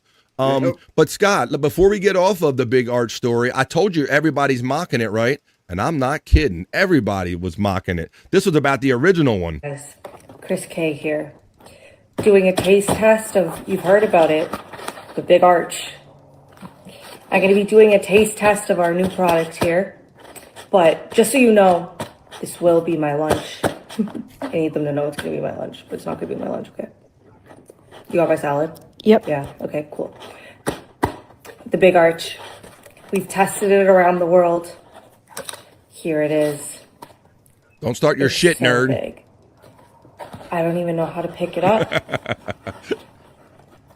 She's doing a taste test, nerd. Pay attention. Attack it You here. can see some of that sauce drip down her. I don't even think it's gonna fit in my mouth. Scott's very detailed. He's like, Ready to I need to see some of that try sauce our new move. product. Have you tried resetting my box? Look at that bite. That was She a spit big it bite out. for a big arch. Get yours today. I'm gonna go finish my amazing lunch now. That's a wrap, right? Yeah, you did perfect. Can I close out? Yeah. Yeah. Okay. Cool. Hi guys. See? Everybody's having fun with that. And them titties was supersized, Flex. It says supersize it. That's right. That show, that whole documentary about everything that was McDonald's. That isn't a bite. Are you kidding me? Well, obviously she was spoofing it and showing us her breasticles, nerd. And they're very real to us, okay? Just like the space mission is very real. Those breasts are just as real to me. All right, let's do our next story in the not-so-serious news. I'm having a great Thursday. Hope you guys are. This story, 2 men, guys, steal exactly 96 bananas from Wawa, police say. Yes, 96 bananas. An unusual theft at a Pennsylvania Wawa has police going bananas for a pair of potassium bandits. According to the Hatboro Police Department, 2 men are accused of stealing approximately 96 bananas from a Wawa convenience store in Hatboro, Pennsylvania, some 17 miles north of Philadelphia. Yes, 96 bananas, the police reiterated. The theft happened over the weekend on April 4th, and police said the pair fled the scene with the fruit stuffed in a black Hyundai Santa Cruz. Following the release of surveillance footage, police said the pair were identified. Hatboro police told USA Today on April 8th that the banana bandits were identified and made immediate restitution to the business. This is an interesting solution to this, a resolution to this story, guys. Our investigators didn't monkey around. I see what you did there. Our investigators didn't monkey around and located the bandits in short order, police said in their statement. We do not expect any further monkey business from the individuals responsible. Here, it was a drunken mistake, Scott. This is what happened, how 96 bananas got stolen. Okay. Connor Dilks, a detective sergeant with the Hatboro Police Department, told the Philadelphia Inquirer that the 2 suspects took responsibility for the banana theft, saying it was a drunken mistake. I got to.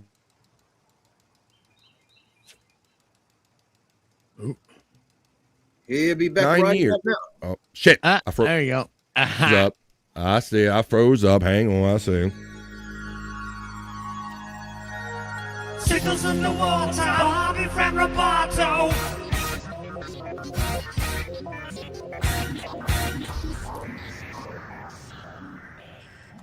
He says, I haven't been doing this to officer for super long. Been here for like 9 years. But this is the first time someone's stolen more than 1 or 2 bananas, the person said.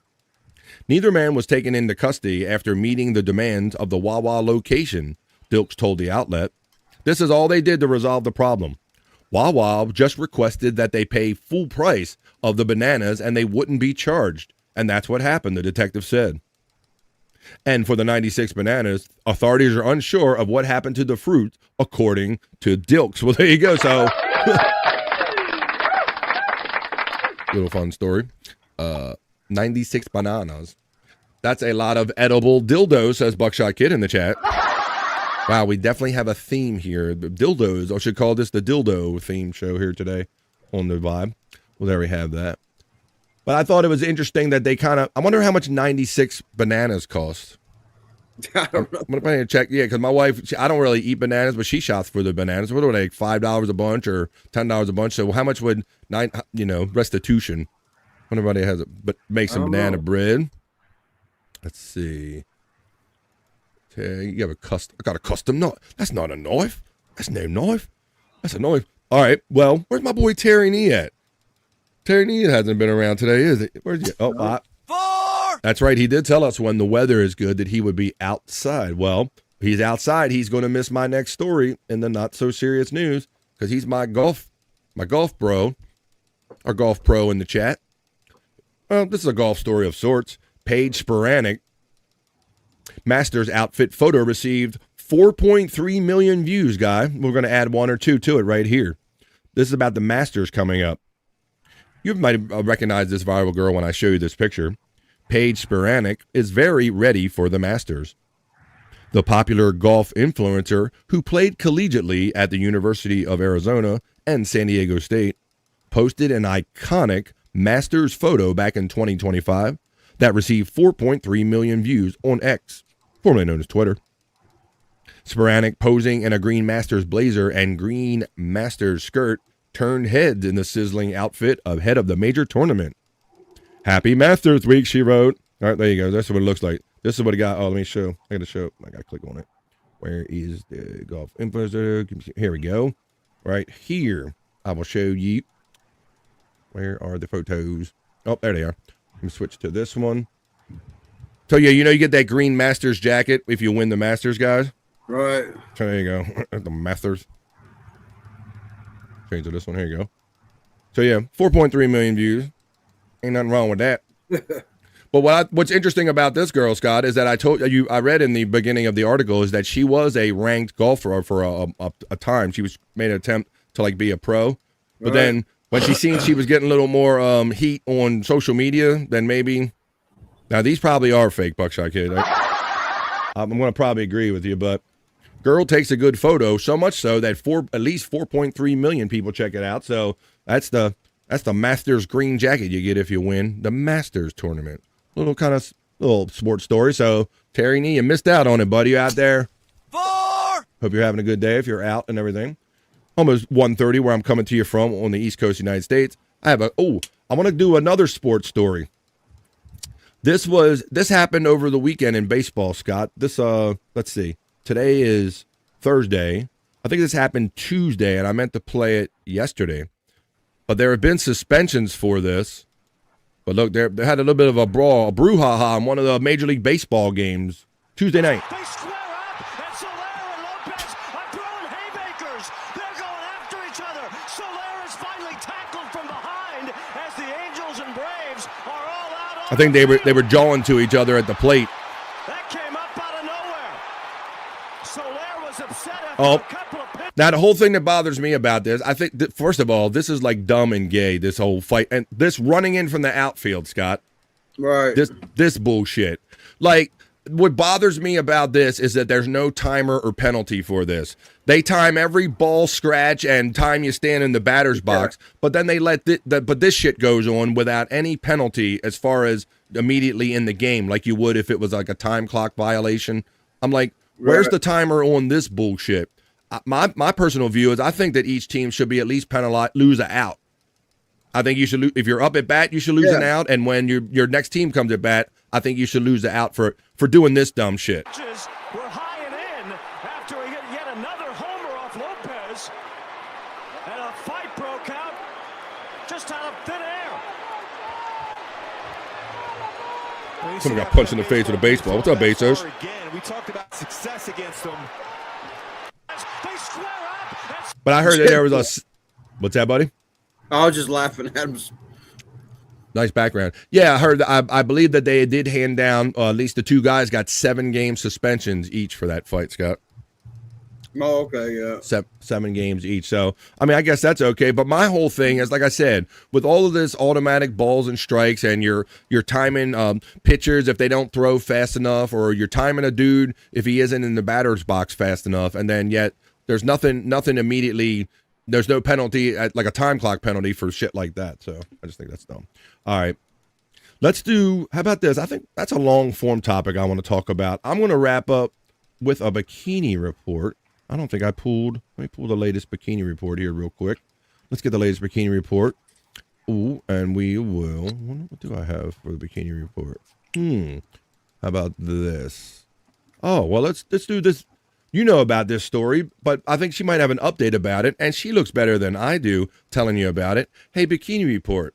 Help me wrap up the news by telling everybody about the great Kit Kat heist that just happened this year, the 12 tons of Kit Kat. Tell us all about it, sister girl. Come on. Oh, let me unmute you. Come on, tell us.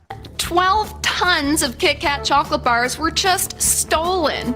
A truck transporting over 400,000 Kit Kats vanished at some point between the production facility in Italy and a distribution location in Poland, and it hasn't been seen since. Nestle, which makes the bars, is actually having a little fun over the loss, saying that while they've always encouraged people to have a break with Kit Kat, the thieves seem to have taken that too literally. But the company did warn the huge loss could lead to a shortage on shelves, though the chocolate could also enter unofficial sales channels across European markets. In other words, sold on a sweet treat black market. However, thanks to unique batch codes, people can scan their packages to see if they've bought stolen goodies and report it to Nestle so the company can investigate. Of course, that makes me wonder, would you snitch on a Kit Kat burglar? Or would you just snatch up the pilfered candy if the price was right? Let us know in the comments, and remember to follow the Bikini Report for more daily headlines. And there you go. So she kind of summed up that kind of whole story right there. I see Scott was extra concentrating on that right there. Is it just me, or is it like, was that lady like on her last couple of years of eligibility, like she was a little bit old? I think some people use the expression long in the tooth, Scott. Look, long in the tooth is one. She's got a little long in the tooth right there. Teeth a little long. She's got a well aged, yes. Well, that's how, Scott, I don't pick them. I just deliver them here. Don't shoot the messenger. And hey, I don't know what everybody likes out there, so whatever floats your boat or finds your lost remote. But there you go. She was a little long in the tooth, and that's how we wrap up. She looked older than 50. She looked older than 50. That's a cartoon villain kind of crime. Yeah, I'm gonna steal Kit Kat, JMC. Let's see. Clocking out, one might say. Yeah. She is one of the more seasoned bikini wearers, our friend Space Nerd, a female comment says in the chat right there. Widow says CNN just pulled a Perry and they reporting Michael J. Fox is dead. And Michael J. Fox tweeted, "What the fuck? First Perry steals my guitar and now he's telling CNN I'm dead." Oh shit. But shut the fuck up. All right, well, how about this? I will do a little Perry talk segment because we have some things going on over there. I think Perry will be on tonight. So let's get into a little bit of that after our piss break, folks. But I have to wrap up the news first. I hope you had fun doing that news, because that was the fun news. That was the idea. That was the other news. Matter of fact, that was the not so serious news.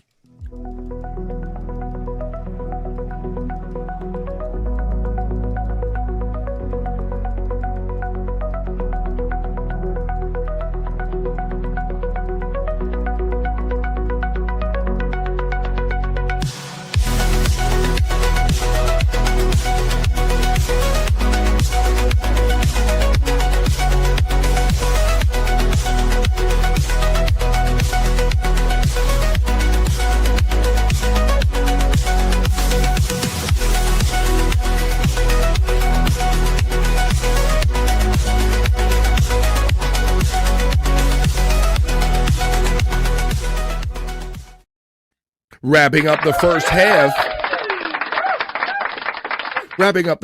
of BF Live, the Vibe Stream Show 515 we just did with the not so serious news. It is 1:36 where I'm coming to you from. We do 3 hours here, so that means we're a little bit past the halfway point. It looks like Scott's already made his. He got the head start. This is your chance to take a piss break, folks, is what we're going to do. A little pause for the cause. It'll only be 2.5 minutes, but when we come back, we're going to do a little Perry talk. We'll go in Scott's hole and see some locales and stuff. We'll throw in a Terry Nee knowledge break. It is Thursday, so I have to give the ladies what they want, their juicy man meat. I have Karry-No-Key. I got Bricked Up. I have a list of stuff we can get to. Let's see how it comes out for the second half of BF Live The Vibe, Dream Show 515, after this 2.5 minute piss break, folks. So run to your fridge, grab a drink, grab a smoke, grab a snack and a friend, and tell them you don't have to wait to the end of the workday to have fun. BF and the guys are doing it right now. And they're going to start the second half of the show when they come back from the piss break right after this. 2.5 minutes.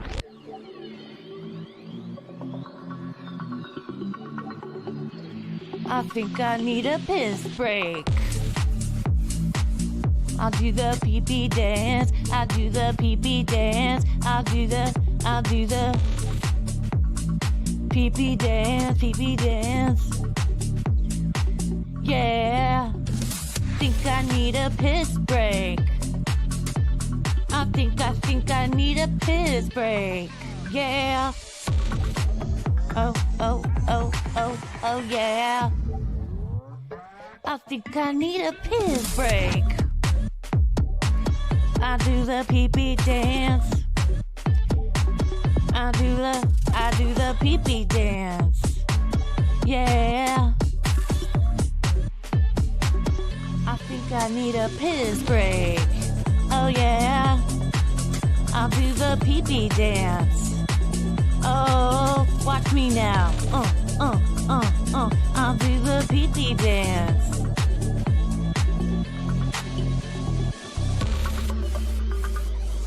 Come on, give it to me, that pee-pee break. DJ, hook it up. Drop that beat. Yeah.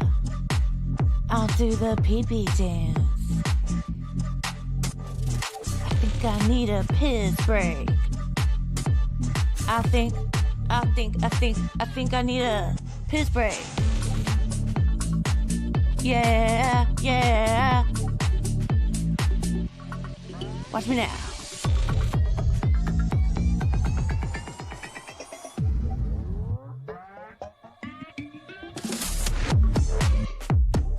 Pee-pee breakdown, pee-pee breakdown. Break it down, pee-pee, yeah.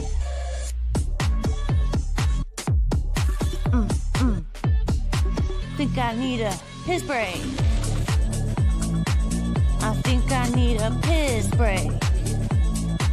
I think I need a piss break. Oh, yeah. Wash your hands. Don't be gross. I know you touched your pee-pee. Let's go. Let's do the second half of BF Live The Vibe. It's like 2 shows in one during the day. Ooh. BF Live. The piss break is over, folks. This is BF Live. Stream Show 515. We got a lot of other fun stuff to get to. I'm sure Scott is going to be stepping back. Oh, man, Bob Nick's going to be dancing. Oh, yeah. BF. Adam Yack's going to see you. What you want? I hope you want to hang out here for the next hour and a half or so. We're going to hang out to 3 o'clock East. What you want? I hope you want Perry Talk. I hope you want to go in Scott's hole. Hey, how about if we follow up with the news? One our friend Widow Killer told us in the chat that reports of Michael J. Fox's death are early. Lest anyone think he's actually dead. Michael J. Fox responds to erroneous CNN report of his death. At a WTF, that's kind of a segment we do right here on The Vibe. Let's see. So it says, CNN apologized after accidentally publishing an article and a video on Tuesday titled Remembering the Life of Michael J. Fox. I mean, I guess that can be bittersweet, Scott. I mean, Bob, because then you can kind of see how people, a lot of people don't get to see how they're mourned, right? Well, true enough. But But the reports of Michael J. Fox's death were greatly exaggerated, with the actor himself reassuring fans on Wednesday night that he was very much alive. The Back to the Future star was forced to provide proof of life after CNN forced. I like that term. The Back to the Future star was forced to provide proof of life after CNN accidentally published an article and video on Tuesday titled Remembering the Life of Michael J. Fox. It is a common practice in the news industry to prepare for the deaths of public figures in advance. Somebody pulled the trigger a little earlier that on the death pool. A little early on the death pool thing that somebody's trying to win over there. Let's see what everybody's saying about this. That is true. How many of these videos? Yeah, yes, they do. I wondered. I bet they got a Shatner button, nerd, right? They probably got a Shatner button. Oh yeah. They probably have Michael. Let's see what other kind of button do we think they have? Let's see. I want proof of life for Perry's roaches. But we're going to need proof of death if Perry's going to do PCL tonight. So we're going to get into that. Electric Gino steps into the chat as we come back. Let's see what everybody's saying here. Widow is always on top of everything. Posted the article about it in Discord. Appreciate you, brother. We got that. I see what you posted in Discord. I appreciate you and everybody that goes over. Let's see. The punch thing and all that stuff. Yes, the wild fight. We got all that stuff going on. Yes, let's go. Perry, we got it. We're covering it all. And now we're about to do a little Perry talk. BF really gets the rhythm going at the end. Thank you. I think that sounds like a comment. They must have made a video ready to go. Weird. Absolutely.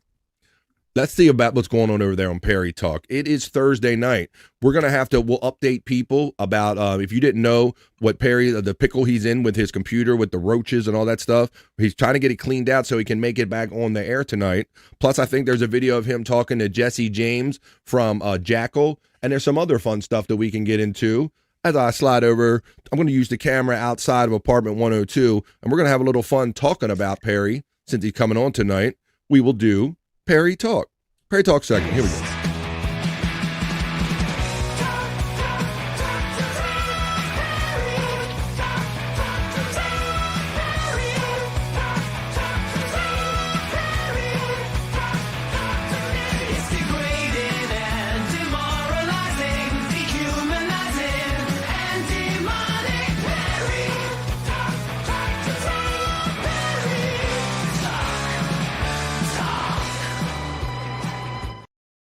It is Thursday night, so there should be Thursday night PCL. I'm surprised that I don't see it listed over here on Perry Caravello Live yet on Twitter X, but that's the source we like to go to keep up with everything that's going on over there. So let's get you up to date. For those of you that didn't know, tonight's show may or may not happen due to the roach infestation that Perry had in his computer.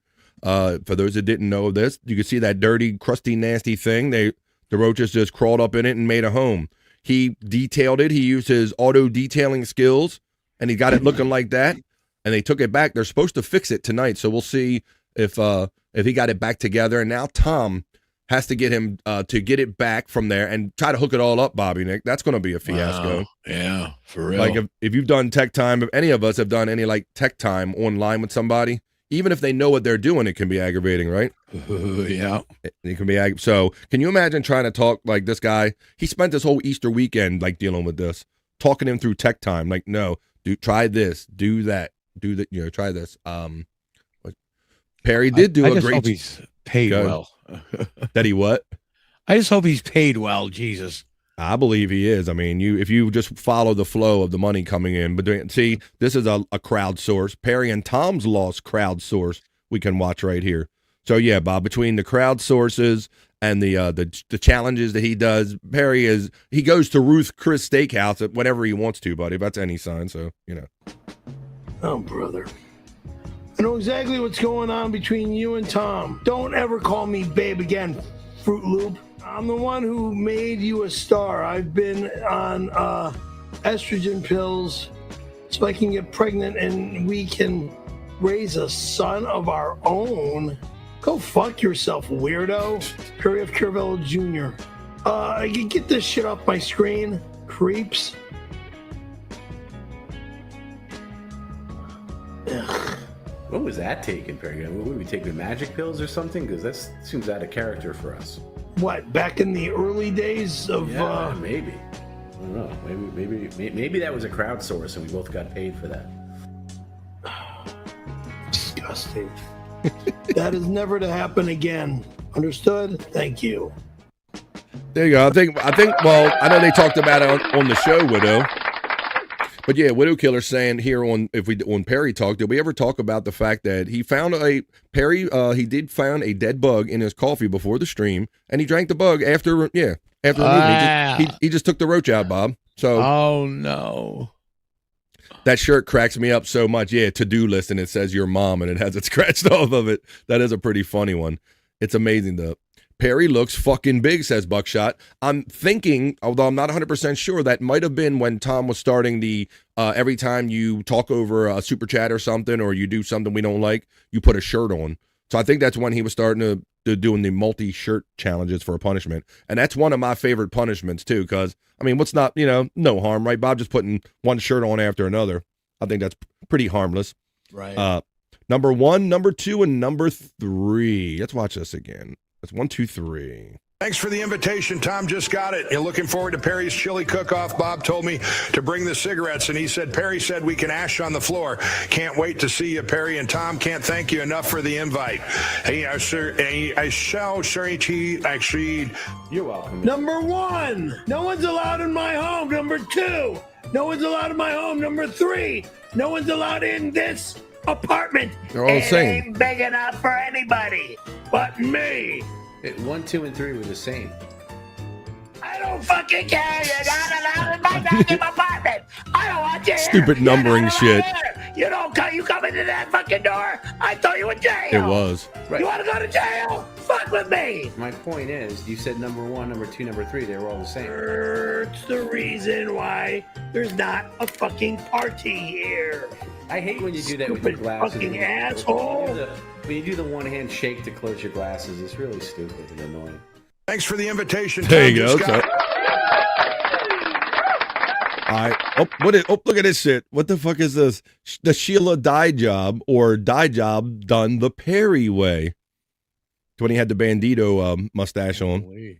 Let's see. Perry has bugs. Now, this isn't even the most recent thing. If you could tell, he looks different in this one. Perry has bugs. This is from a previous time. Perry had bugs. Please understand I am dealing with an apartment filled with fleas, flies, and bugs. Yuck, yuck, yuck, yuck. It's disgusting. And I have to bomb my apartment with bug bombs. The bombs.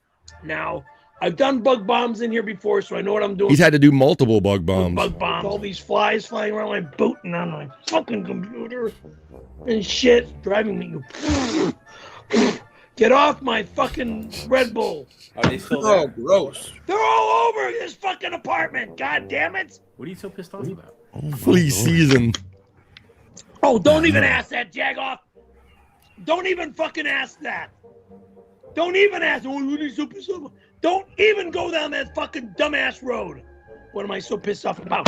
That's what I'm so fucking pissed off about. He slapped Bugs, fucking flies and bugs. All over my fucking goddamn son of a bitch. Hey! Goddamn you! Goddamn you! You know what the fuck's going on in here? There's too much shit flying around in my home. Fuck! I am dealing with bugs everywhere. You like that shirt too, nerd? The other one said, I to-do list, your mom. This one says, I poop in pools. Fuck! Enjoy your swim. I got too many fucking bugs in my house. Fuck! What do the bugs have to do with it? What do the bugs have to do with it? I will 5-year-old garlic. Swinging bugs off of me, you fucking asshole. Okay, so that's if what it has to do with it. Ah! Get the fuck out of here! You know, let's calm down. I got bugs in my fucking place. So go fuck yourselves. I know, but let's not go crazy. I feel like I am going out of my fucking mind. All right, but it's not our fault. Yes! You see what fucking happened to me? Oh, no. Today, you fucking loser! Huh? No shirt. You all the fucking bugs in my house? Fuck you! You son of a bitch! Fuck you! All of you! Oh! I'm peeing. Go to the bathroom. You son of a bitch! That shit was done today! I had to go to the bathroom. It's over! Get the fuck off me! I'm done! Listen to that girly scream. The girly banshee. Get fucking bitch! Ah! I'm fed up today. I'm not a happy guy today. Too much shit. He's got whiskers on now. Fucking bugs. Holy moly. Hey, let's acknowledge Conservative Colin checking in while we're doing our Perry Talk segment. How you doing there, Conservative Colin? I know he's always a busy, hard-working man, and it's always great when he has a little minute to check in. Colin, how you doing there? Space Nerd is laughing. That was something we were talking about. Colin says, Mr. BF and Buck, my good sirs. Hello, Colin from Buckshot. Space Nerd is laughing. The garlic and the sink were the culprits, says Electric Head Gino. There were rotten banana peels fermenting in his disposal. Yeah, he has no problem with everything he stuffs down that drain. Holy shit. Oh, my God, Perry. Well, there you go. All right, now let's get into it, Scott. So, at the end of March, at March Matters, all Perry was focused on and worried about, I've been working 5 days in a row. He never does that. So, he, Shut the fuck up. You never work 5 days in a row. So, he was at the end of a 5-day streak, and at the end, the reward or the payoff was going to be going to see Jackal, and everybody was having fun. So this is him meeting Jesse James backstage or after the show, Scott, at the Jackal show. So this is Perry and his friend Jesse James, the lead singer from Jackal, on Perry Talk. Okay. Do something real quick. Here we go. Let's go. All right. You remember me from Reseda Country Club back in 1996? Yeah, it's good to see you, man. Yeah. Great seeing you too, man. Good to see you as well. Yeah, you got it. Hope you had a good time tonight. Oh, you had a great time. Fabulous time tonight. Uncomfortable hug. Congratulations. Yeah, wasn't it? Oh, yeah, Scott, I'm glad you pulled. I'm like, no. Back in California. It's been too long since we've been here. Oh, yeah, been too long. So he did. Let's go back. I love Scott's observation. Let's do that. See you, man. Yeah, great seeing you too, man. Good to see you as well. Yeah. Oh, I had a great time. That extra reach, Scott. Yeah. Congratulations on all the shows you've been doing in all these years. It's good to be back in California. It's been too long since we've been here. Jesse James is in good shape, though, for his age. He does. He looks fairly like a tone. He doesn't look like Vince Neil. That's the fabulous Coach House. I was there with Leslie West back in... Leslie West. Why does he always know guys with, even guys, the girl's name? He knows Leslie West. He knows Stacy Peralta. Like, do you know any just dudes? Shut the fuck up. You femme. Oh, God, I can't remember the year, but I got... Did anyone else think that Perry was going for a kiss there? I think Scott did. Shut the fuck up. It did. It had that awkward kind of like, I'm going to embrace you kind of thing. It really did. To come back home here in the valley, I get a freaking flat in the middle of the freeway. And oh, what a problem I had trying to get home. Some girl just coming out of nowhere saying I'm in so much trouble. What? Well, thank you so much for coming out tonight. You guys have a great time. That's the bolt move, Scott. He's doing the bolt move. He ain't dead. All right, well, that's quite enough of this. Fuck you, motherfuckers. It was. That definitely was. Like, watch the ending again, and then we'll watch the whole thing again. Watch. He was like, well. Problem I had trying to get home. Thank you so much for coming out tonight. You guys have a great time. Get the fuck away from me. I got to go right now. Do something real quick. Here we go. Let's go. All right. You remember me from Reseda Country Club back in 1996? Yeah, it's good to see you, man. Yeah. Great seeing you too, man. Good to see you as well. There's no way he remembers you. You got it. Hope you had a good time tonight. You think you're saying it's bullshit? He's just saying, yeah, of course I remember you. Yeah, surely you don't remember me. Shirley, I know all my friends. Shirley, you remember me? Yeah, Shirley, I remember you. You had a great time. Fabulous time tonight.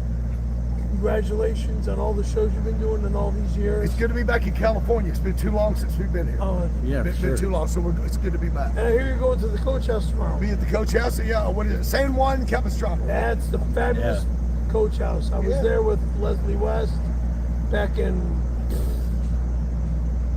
Oh, God, I can't remember the year. But I got, as I'm leaving to come back home here in the valley, I get a freaking flat in the middle of the I'm in so much trouble. Oh, what the fuck was that? I had trying to get home. I want to know what that girl did, Scott. Thank you so much for coming out tonight. You guys have a great time. Thank you so much. Yeah, all right, there you go. We watched enough of that one. Did you heard that in the background, Scott, right? Right. You hear the heels. I'm in so much trouble. What'd you do? Suck somebody else's dick or something? Like, I want to know what she did. All right, now, this was maybe about 6 months ago, where Perry was sent some special lollipops, guys. by a one, what's it? I can't remember, John Quincy Adams or whatever his. I'm getting the wrong president name right there. Were I they think that's from what it is. Japan? But I'm on weed.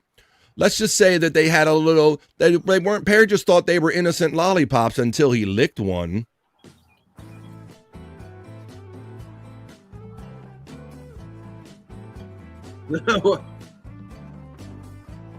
Take all the time you need, Perry. You know, He got these lollipops and he started eating them and he was told they were something else. Let's swap. Ooh. Those look like DRP. This shit. DRP pops. Okay, they have a little something. I'm not opening up one of those. Just have a lick of one, just one. It's your birthday. Live a little. These look like they're lollipops, but they could be drug lollipops. They're acid pops, bro. Yeah, you really just gotta commit to it. Have a little bit more. Have a little bit more. He went all this way to leave it at your door. I don't want anymore. This is. Ugh. Are you feeling the effects of it? Are you feeling a little? Yeah. Oh, those Yeah, are, I don't like the what good I'm doing. ones. Those are the good ones. You ever hear the expression "Don't knock it till you tried it"? So Tom just like, yeah. What? You ever hear the expression? Tom "Don't knows knock it all till you about tried John it"? Quincy Adams DRPs.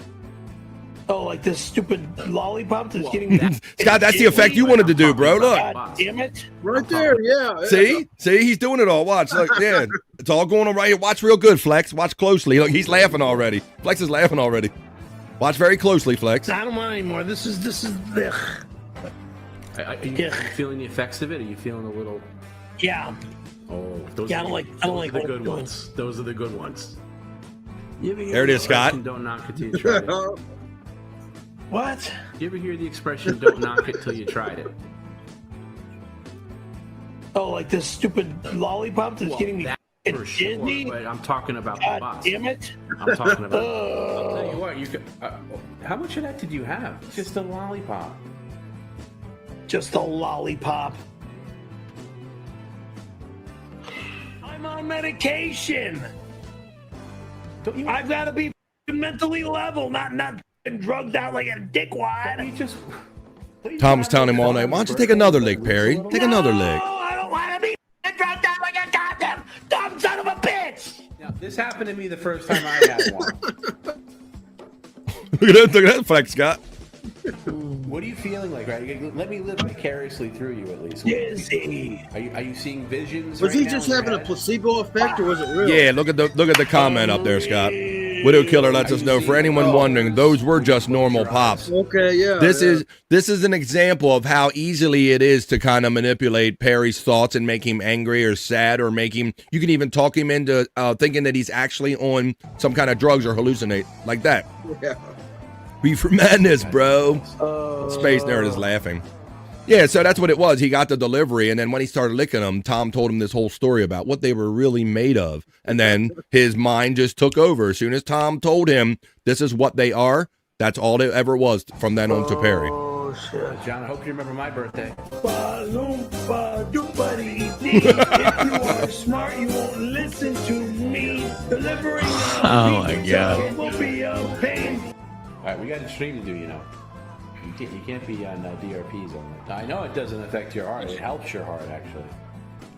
Oh, fuck you, asshole. So, yeah, don't try to tell him that something is actually good for you, because nah. Perry only believes magic pills are good for him, but not anything that somebody else would tell him. The candy doesn't tongue it out.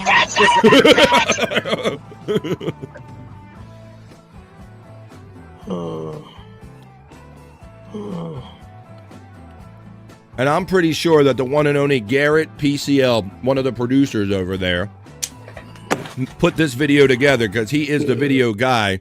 Garrett probably made that package right there. Shout out to Garrett and Jim and Tom B and all of those cool people over there. I'll be in the chat later on with you tonight. I'll be looking forward to seeing if there's going to be a show listed tonight with the whole roach infestation and the problem and all that stuff. But they are also listing, and I've also redirected our chat here today, that immediately following our show at 3 o'clock East, Bob Levy will be on live. So if you're in the chat, when this show ends today, when you make your way over to see Bob, let him know that you stopped by from BF Live The Vibe, sent you over there. That's what we're doing here today. All right. I think that's all I had in there. Do I have anything in my Perry links? I'll throw some links out there every now and then. We got the Mobile Monday. Yeah. So, I mean, I guess most people saw the roach infestation. I mean, because that's what's really going to be affecting. And Tom let us know that all those fan sounds we were hearing were the ground up or roach carcasses. So that's kind of that's something, Scott. Disgusting. It is crazy, man. I mean, they straight up refused. They put it in a bag and just put it outside. They're not working on it. So I zoomed in on his bathroom floor, and I was able to see little legs and everything all over the floor. Oh, you saw little legs on the floor? Yeah. That one picture you just passed up had it. Unreal. Yeah, and there were, of course, he was drooling. I thought about you when I saw him drooling the other day. There was one. Oh, there it is. There's the roach nest. There's the roach nest in that one. And then this is the one where this is when he got the first information where he took it to Best Buy because they took to get it fixed. Tom, it's Perry. I got a major emergency here. Best Buy just called me up and they found a roach infestation inside the computer. What? A couple of roaches? They get fucking cleaning out themselves? Oh, yeah. These little babies. Bye. Little babies, Scott. He thought they were little babies because they didn't want to work on his nasty-ass computer. And Widow Killer does point out accurately that if you mention to Perry you are sick, Perry will automatically get the same illness. He'll say, oh, that's bad. You think that's bad? Or when I had this, he always has to one-up you. You can never be the sickest person around Perry. One night, Tom B, he tries not to say it because he knows Perry will mock him. But he kind of let us know when Perry was away that he was sick, but he wouldn't tell Perry. And then eventually he did, it came out, hey, man, I'm not feeling so great. Oh, you think you're feeling bad? Let me tell you something. Well, there you go, folks. Chris Popke, it was so great to see you in the chat for a minute earlier this afternoon. He is a hardworking man. He's always out there on the job. But when he had a little time, he made a song about Perry and everything that goes on at his house.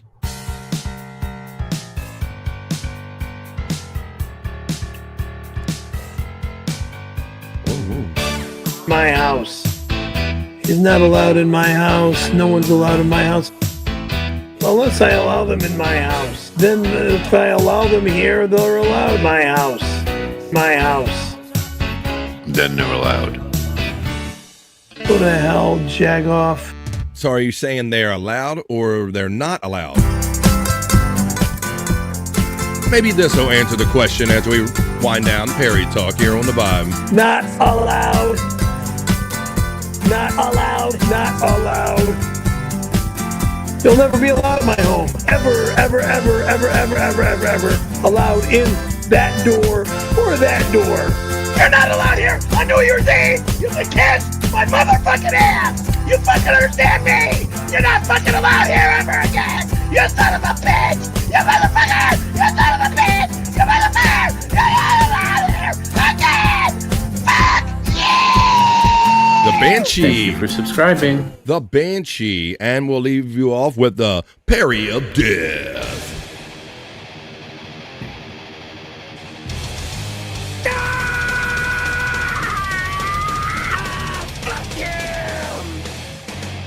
Oh no, fuck you, Perry. That was Perry Talk. Talk. Perry Talk. Perry Talk. Talk. Perry Talk. Talk. Perry Talk. Perry Talk. That's what we just did. We just did Perry Talk on BF Live The Vibe right here in the afternoon. 5 after 2, we're in hour number 3 of what 3 hours we do here every day, Monday through Friday. Hey, we were talking about, let me see if I can find it. Here it is. We were talking about earlier smoking, and Scott, you said that the lovely Mandy Diff, she hooked you up, right? Hell yeah, yeah. Well, I'm glad she got you something. She mentioned in the chat during Perry Talk that she had the update on hers that she got. Oh, please go ahead. What's that? Well, I forgot about that. Mandy having the flat tire. We ain't really heard from her since, have we? Yeah. Well, I saw during Perry Talk that she said she got 4 tires replaced, and she luckily says they're pretty cheap, and she's on her way to work. Good boy. So shout out, big ups for Mandy Diff. While we're all sitting around here having fun, she goes, man. She goes, you hate to see somebody do a good deed and then the next day get followed up with something like that. That's Murphy's Law. One, 6 of one, half dozen another. My tires are small. I've known the tire man since I was a kid, she said. But then before that, she said, only $280 for a full set of new tires. That's cheap. Well, I'm glad you got hooked up. And then she said she was on her way to work. There you go. Hardworking Mandy Diff going to work for those. Got to pay for them tires. Oh, so she got you, and right, she did something nice for you, right, Scott? And then you got to turn around and be like, oh, man, here she did something nice for me. Right. And now I feel bad for her. Well, I'm glad she hooked you up with a little weed, but I think I got everybody. I got your next pipe. I got your next pipe here on the vine. Oh, my God. No. Well, Mandy, I got your next pipe right here, Mandy. She's probably driving. Don't be looking. I'll show it to you another time. I can get that off screen for somebody to think it's something else. Wait a minute. There you go. I just want to show that. All right. Well, we're going to get on. We're going to do Scott's whole segment in a minute right now. But how about if I run one of these? These been people have been enjoying these lately.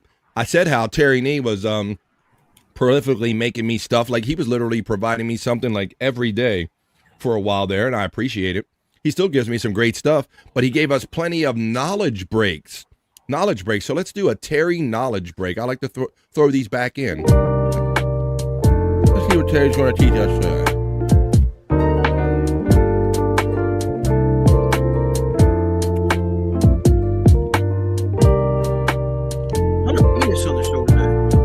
No.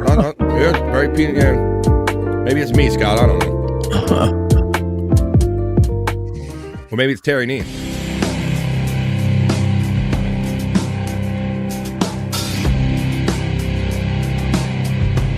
That's not Gino.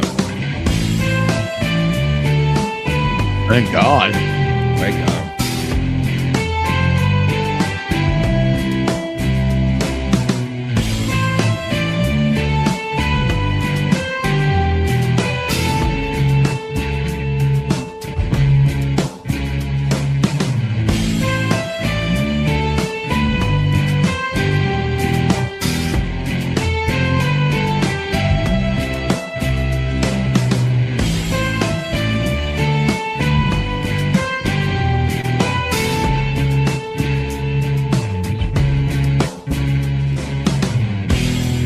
Kind of.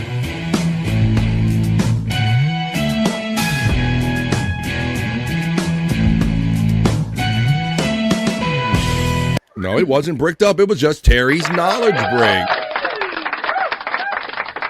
So I'm throwing them in the mix now. But you know what? I don't know. It's kind of a weird day today, folks. I'm just going to say screw it. I'm going to go scuba diving with my parrot. That's what I'm doing. I'm out here, folks. I'm going scuba diving with my parrot. Yes, guys. That is a parrot in a tank scuba diving in the Bahamas, Scott.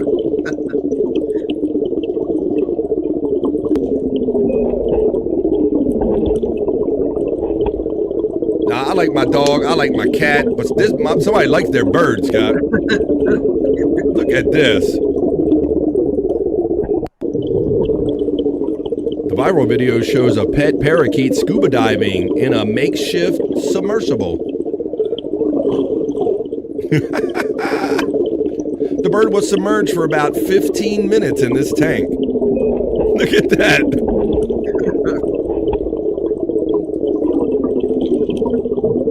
Like, so Scott, my whole thing is, how did he test this? Did he have a bird he didn't like as much? Like, did he start with bugs or mice? Like, how did he get to this? I want to know this. SpongeBob got a parrot. I wonder if that parrot is involved in that woman missing in the Bahamas that man got charged for. You might be right. Uh-oh.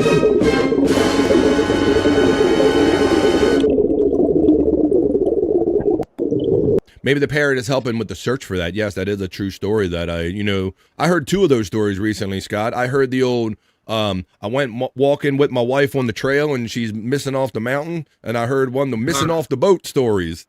Yeah. Some of these guys are trying to go with these are foolproof stories. She fell off the boat. Wasn't me. Yeah. Wasn't me. How cute that Terry can scuba dive like that. Friend Terry, he's probably literally out there on on the golf course today. Probably quite literally. I see something got sent in the thing right here. Let me see what she sent over here. Something in my little hopper. Check my hopper. You guys are all great about sending me content that we can play right here on the Vibe. Oh no.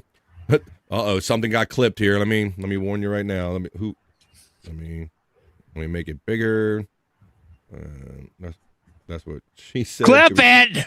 Yeah, it's a clip it. Oh, hang on. Wait a minute. I'm in the middle of finding a clip, and you're clipping something I'm saying. Wait a minute. It's like, dark meat ones was real suspicious. Those dark meat ones was real suspicious. Those dark meat ones was real suspicious. Them dark meat ones was real suspicious was sent to me by Stormy in the chat for BF Live. So that was fun. All right. Why don't we do this? We got a Tyranny knowledge break. Oh, let's talk about this real quick. I had a thing. Let's talk about, I like to think we have some of the nicest people in any of these shows. Scott and I discussed last week how when we go into other shows, there are no chats that are like ours, and I'm proud of you guys because you welcome everybody. We go on other shows, and I even might go to say hello, and not everybody. It's not every time, Scott. Right? Somebody will say even hello back to you, or right? Kind of that we're here together in on something. They're friendly and they're funny. Whenever I go into the other realms that I go, nothing like these. They're all just normal. The chats are way boring compared to the ones you get here. I agree. Not much interaction, and we're some of the nicest people in the chat. Well, I got a story I want to talk about with some of the nicest people in the chat. I want to talk about. I have a list of the 5 rudest cities. 5 rudest cities. It says, and I'll show you these after I read this little bit right here. It says, Americans love judging one another's manners, and few topics spark faster arguments than who seems warm and who sounds sharp, and which places feel the hardest on visitors. For a travel piece like this, the safest route is not folklore, but let's get some service detail. But let's get right to it. It's the top 5.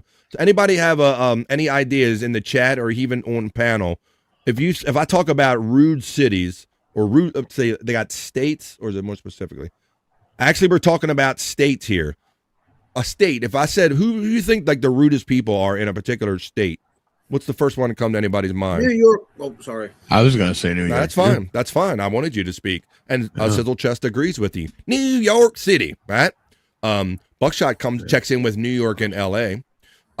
We got Electric Head Gino talking about massholes, the Massachusetts assholes, maybe. Jersey is one of them, Beso says. New York. Philadelphia is supposed to be terrible. All right. So we got the New York, the Jerseys, the Phillies, and the LAs, and the massholes. But I do have a little actual list right here. And maybe some of these will surprise you, and maybe some of you guys have already figured some of this out. Florida comes in top 5. Number 5 as one of the 5 rudest states, according to this survey. It says Florida rounded out the Clever's top 5. I'm going backwards on purpose. Yet the same 2024 study also ranked it 5th for the nicest residents. Interesting. That split captures the state well. It sells sun, escape, and easy living, but some of the busiest places project a much rougher social mood once people are actually there. City data helps explain why the 2024 survey put Miami and Tampa 3rd among the rudest. But let's go back up the list now here. All right, coming in at number 4. So Florida is the 5th rudest state. We have Texas. Texas coming in at number 4. They say Texas. Now I thought there was Southern hospitality and all that stuff, kind of Scott. People. Well, let's see what they say about Texas. Came in 4th on Clever's rude resident ranking, which would be a simple headline if the same survey had not placed it 3rd among the states and the nicest ones. So you're seeing the dichotomy, the balance, right? I don't know. Weird. It's kind of weird. That contradiction is exactly what makes Texas so interesting on a list like this. Americans clearly see warmth there, but they also notice a harder public edge depending on the setting. A state that large can leave one traveler praising the hospitality and another complaining about the attitude. And growth adds another layer. The study found that Austin was among the cities that had grown noticeably ruder in 2022. It's interesting because I watch Kill Tony, and Kill Tony is based in Austin, Texas, and all they ever talk about, the comedians talk about, is how the homeless situation that they have there. Ooh. When booming places get pricier and busier and more crowded, patience usually becomes less abundant. Texas still sells friendliness very well, but the statewide image now includes a sharper side that visitors notice in traffic, queues, and daily interactions. Texas, you're a big barbecue fan.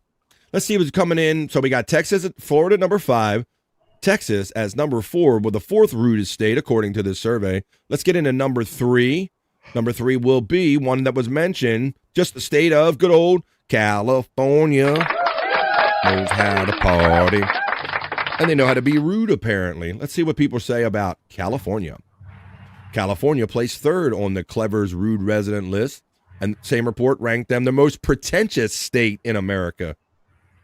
That pairing matters because aloofness tends to be judged more harshly when a place already carries an image of status, beauty, money, and self-importance. Clever also put Los Angeles and San Francisco in the top 10 rude cities, which suggests that the state's image is being shaped heavily by a few famous metros rather than one neat stateside personality.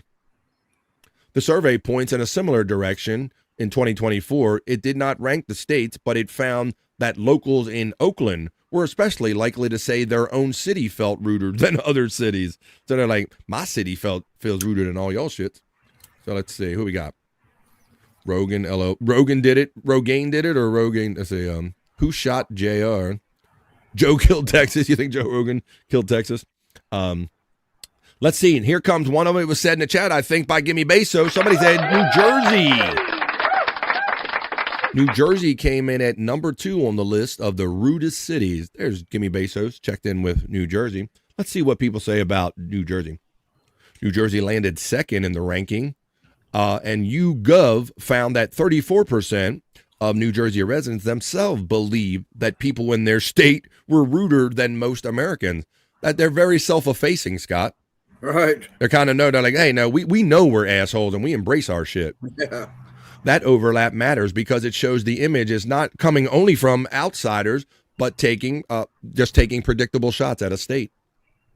Part of New Jersey's reputation is tied to speed, density, and a daily atmosphere that rewards getting to the point quickly. Hey, over here, come on with this shit.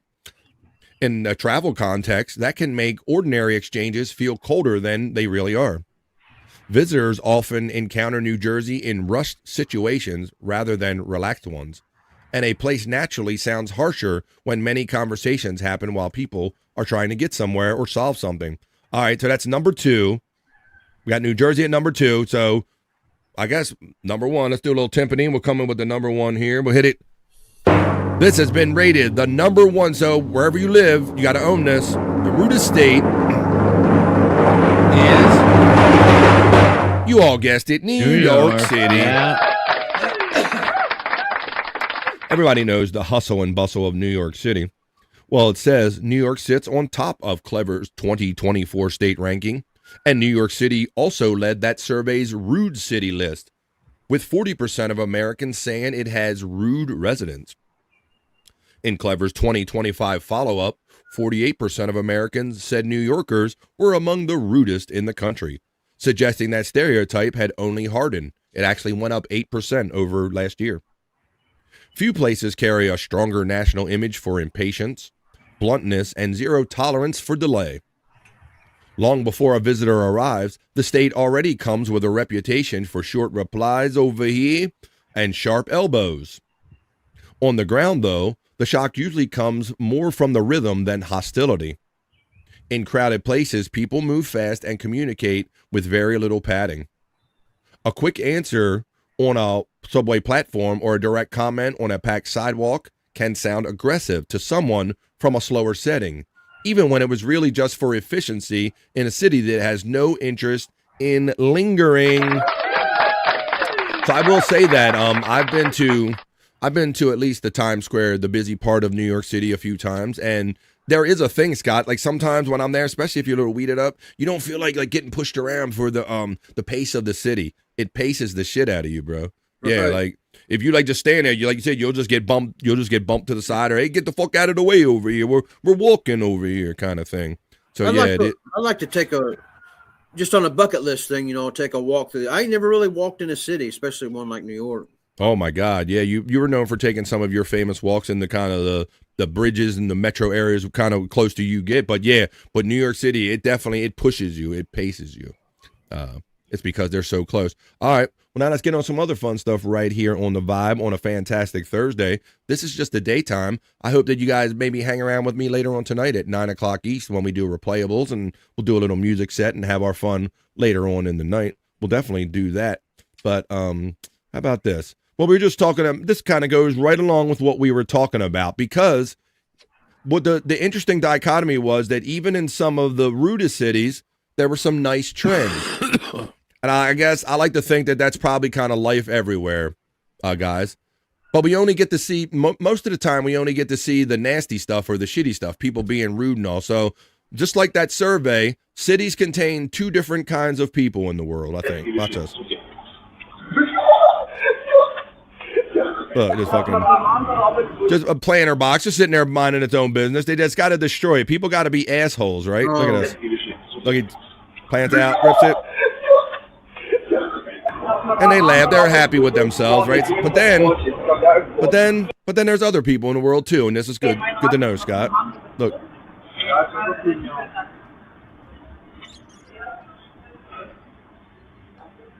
There you go. Look, and then they come back from look.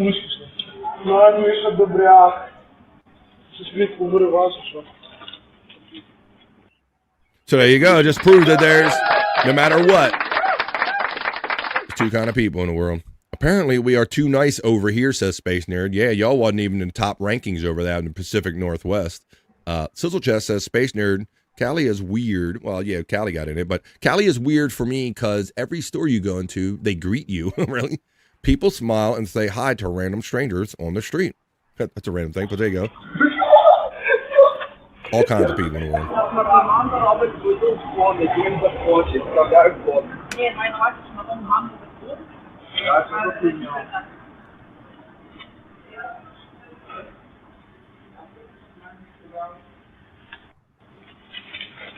Right, isn't it the easiest thing, Trippy? I was taught the simplest. First of all, welcome to the chat family. Welcome, Trippy. Rule number one: leave people's shit alone. That's what I was all taught. The simplest thing: if it isn't yours, Scott, keep your fucking hands off of it. Like, yeah. It was like, don't start nothing, won't be nothing. That's right. I don't think they do that in New York City, says Nerd. If it's not yours, don't destroy it. Yeah, don't touch other people's shit. You know, and people don't even think as much like what I want them, somebody else coming by and just knocking my shit over like this. Don't start nothing. Yep, people just can't leave well enough alone. I'm fascinated by that because some people, I've cleaned up messes before, Scott, and some people like putting the mess right back. It's almost like some people are only comfortable if it's like that or something in certain circumstances. Very weird. Trippy, I appreciate you being here today, greeting the Space Nerds, saying cheers, my friend. Well, Scott, let me ask you something. Since Mandy re-upped you, do you have a bowl? Yeah, I've got one. I'm ready. Well, I know that you have a hole because that's where we're going, folks. Let's get ready. Grab your bowl because we're going watch locales down in Scott's Hole.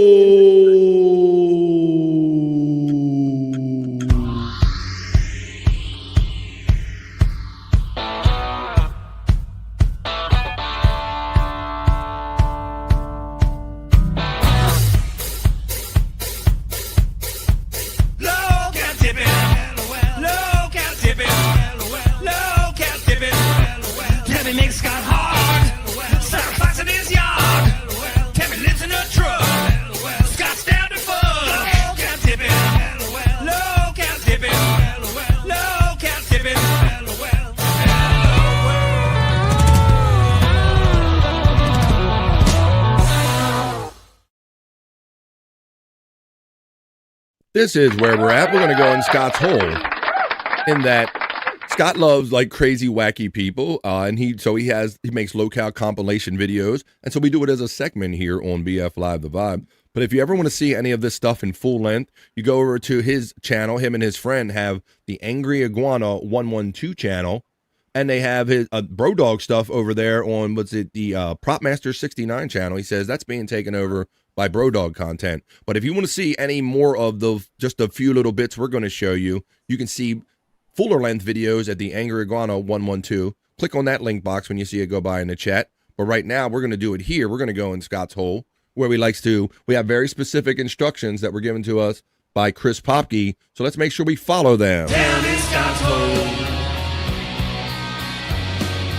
smoking a bowl.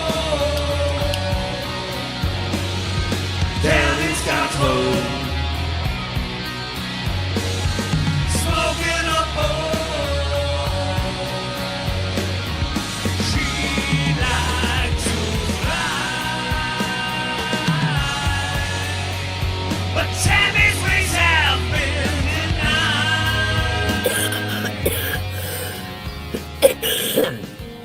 denied. God. So on previous editions of Scott's Hole, we updated you on Tammy, the love affair that is Scott and Tammy on. She's out. She has a Ford Ranger. I don't know if we've seen any videos after that, but Scott's getting your lung back, son. Come on, you got that rookie lung popping off over there. What the fuck? Oh shit! Wait, you got a cough to get off. Scott's getting back on the horse, but down in Scott's Hole. Scott, tell us about Chief Littleflower looks like she's having an interaction with a police officer here. The makeup girl. What is some of the other names we have for her? Chief Littleflower, or as Joyce calls her, as Chief lost her teeth or something to that. Chief lost her teeth. I knew there was other names, Scott. Yeah, Chief Summer Teeth and all that stuff right here. Here you go. And this one doesn't show her much, but if you remember, she was the one with the jacked up teeth and the makeup and always talking about gang stalkers. Yes, gang stalkers. If the police don't know who gang stalkers is, you're in trouble, y'all. They don't even know what the fuck. Yeah.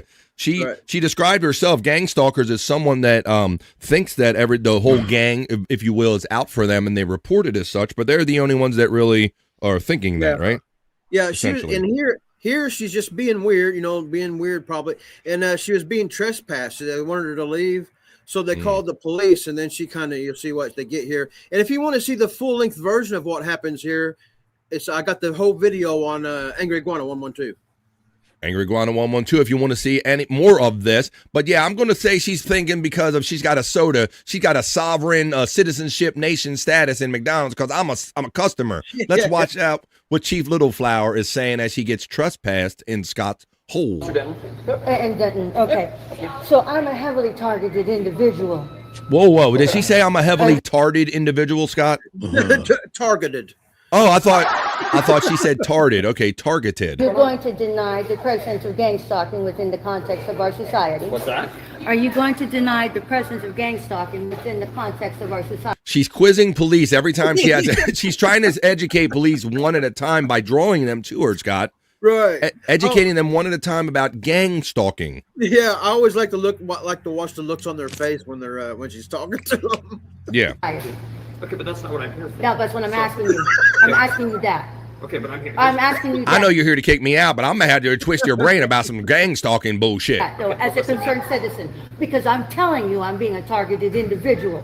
It's funny because when you go in her chat or go in those people's chats and you say something silly or funny, they think that you're the man trying to throw them off. So they come at her and she does the same tactic on them. She throws her throw off tactic because she knows that they're there to get her out of there. Okay. So I'm going to ask you if you're going to accept the presence of it within the context of our society. Okay. Yes or no? Yes or no? Yes or no? Scott, got the meter on there, Scott. Deny that question. That's fine. We'll move on. Okay, now it's can you imagine this? So he shows up, like Scott set it up perfectly. He said, look, obviously she's probably overstayed. She looks weird. She's sitting in a corner. She maybe overstayed her welcome at a McDonald's. So she's getting trespassed by this cop, and she throws them all off with her game. Okay. And you want to add anything to that, Scott? No, that's it. She's there trying to charge her phone. And like I said, the whole video is here. You'll be able to see how it ends. Yeah, I mean, you see this move if you go in McDonald's every now and then. You'll see that one person that kind of set up camp in there, and they're kind of like a little mini kind of home situation. They got their plugged in, and maybe they're watching their phone or something and sipping on a cup of ice they've had all day or something, right?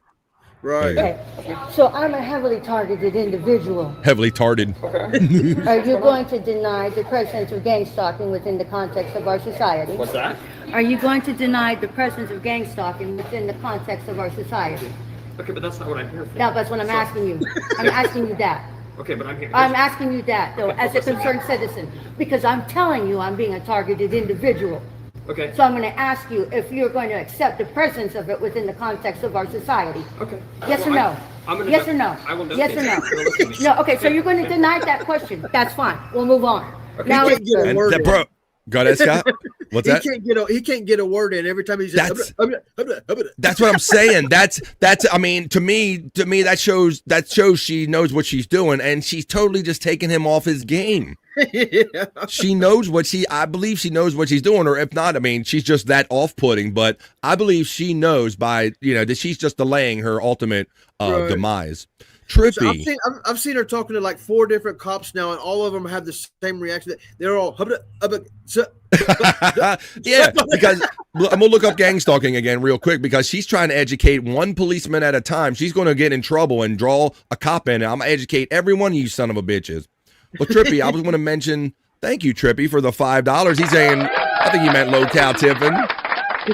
Bam-a-lam. He likes that song made by Chris Popke. Absolutely. Thank you. I appreciate that $5, man. That's very generous of another friend, Trippy. The little bottles of booze are like 1 ounce. Shaking my ass during the banger Popke. That's awesome. Trippy, yay. We got the Bam-a-lam. People are loving that. Hey, what's up, Jerry Lane? Hope you're doing good. Has she tried using graphs and diagrams of gang stalking? Let's see. We got to look that up. So, yeah, that's a good one there, Scott. Thank you. Our first one in Scott's hole. Let's look that up, because I never even heard the term gang stalking until she said it on one of your videos, Scott. Right.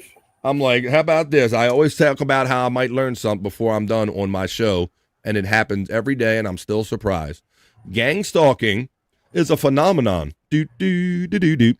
Where individuals self-identified as targeted individuals, not tarded, you heard her say it. Yeah, she even said that same word.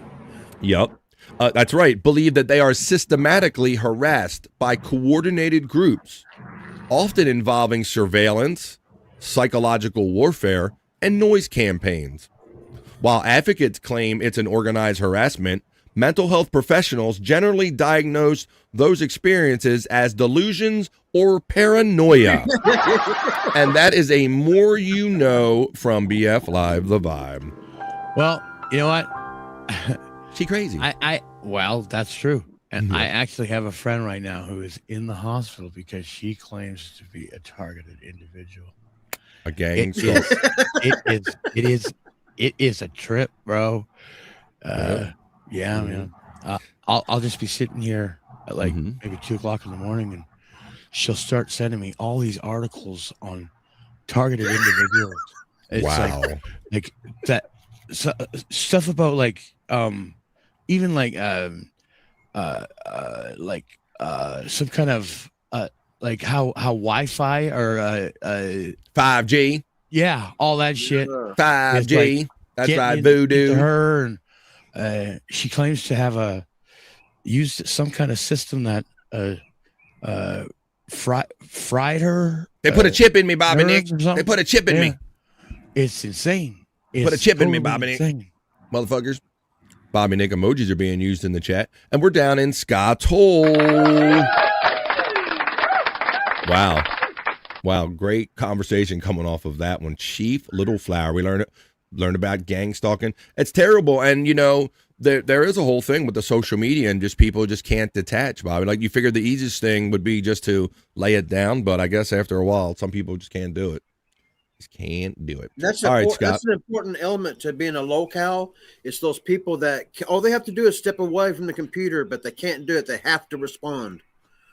Good point, Scott. Scott would know. We're in Scott's hole, and he observes these locales all the time. And if you want to see like things that happen before and after that and leading up to all that stuff, you go to Angry Iguana 112 channel, click the link box when you go by, and he has longer versions of this stuff and more different people. Scott, I'm seeing an individual I've never seen before in here. Tell me about Thursday Lane you're introducing to the hole. I brought you a new one, and I'd like to see if the chat would like to see more of this dude. He's a new one to me. I kind of view this show as kind of like I compare it to Howard Stern, and you're Howard, and the sound man rolled up in one, and I'm kind of the the Whack Pack Wrangler, you know, and this is my pack of whack. Okay. These That's a are good point, Scott. Well, thank you for your compliment. There you go. That's nice. So I try to build a certain elements to these guys, and I like it when they talk funny or they. But this guy here, he has a fetish that I'll just let you hear what it is. And he talks about this all the time. He has a major fetish, and he's a little bit off. But yeah, I'd like to know if people would like to see more of this guy once they've seen this one. So this is called Thursday Lane, and he may be a little off, which is an understatement kind of here in Scott's Hole. That's kind of the whole point of this. So let's see if he is a little off or a lot off or whatever it is. Thursday Lane, first premiere in Scott's Hole segment right here on The Vibe. Looking for Asian and white guys, Latino guys, all y'all come fart in my face, but Asian guys fart in my face matter. Asian guys fart in my face. Saying fart in my face, right? Come fart in my face. He's got a major fart fetish. He loves farts in his face. Oh, Lord. Face matters. Asian guys fart in my face matters. Asian guys fart in my face matters. Later, I'm going to do my drawing. I'm a little cleansed right now and I have to cleanse my colon. But Asian guys fart in my face matters. Asian guys fart in my face matter. Asian guys fart in my face matter. And white guys fart in my face matter. Widow Killer says, oh, no, not this guy.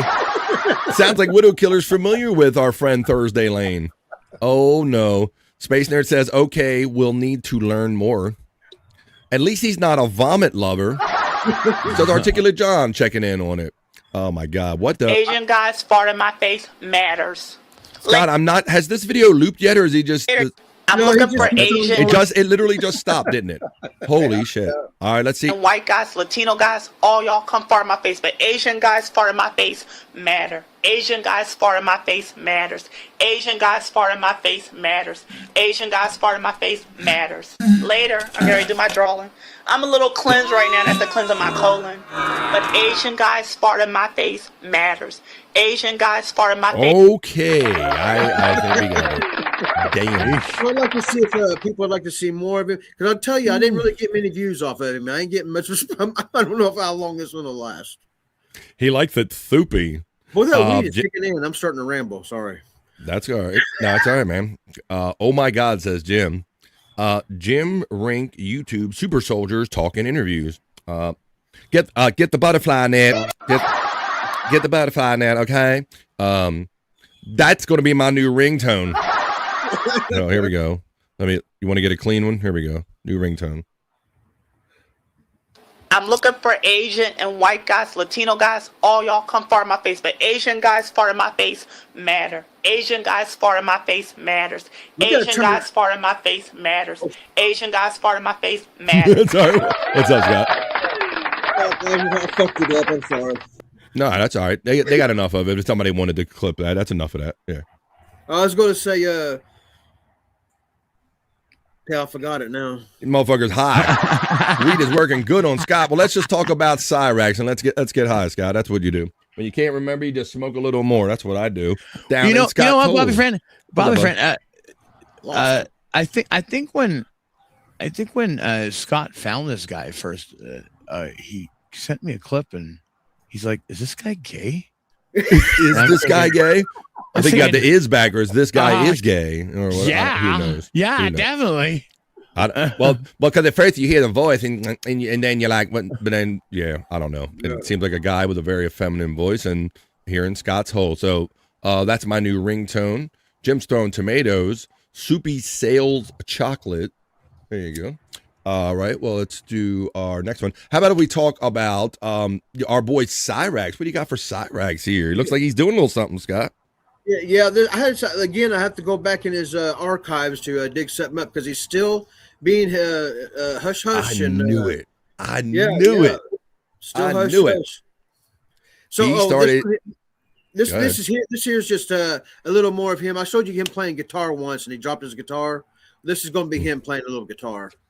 The musician, the spectacle that is our boy Cyrax. He thinks he's a rap master. You've told us many times that he kind of like just does songs over other people's tracks, and he thinks it's his own song, right? Yeah, and this is him because guitar players will tell you this. Sometimes you don't have to play guitar if you turn the music up high enough. You kind of almost blend in it with it when you're playing.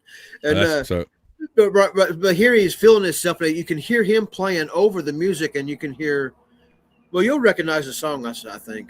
All right. This is Cyrax, an old one. You got to go back because Cyrax is missing in action after he talked shit to the federal authorities. He ain't squawking as much as he used to. So Scott went back into the hopper in Scott's hole. You guys ready? Let's go. Where's all my fucking metalheads? Let's go. Come on, motherfucker. Let's go.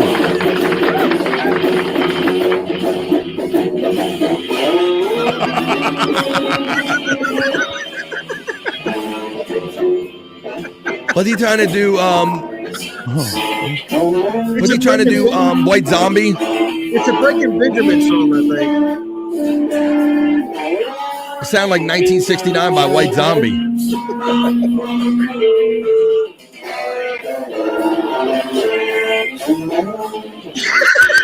It sounds like a fucking sick guitar is what it sounds like right now. What the fuck?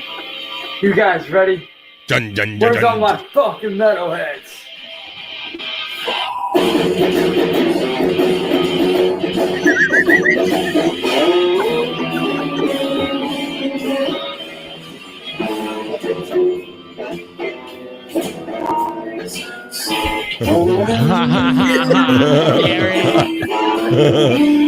Jerry's a deep cut guy. Yeah. Jerry's been around for a minute. Oh yeah. Jerry been around 2 minutes.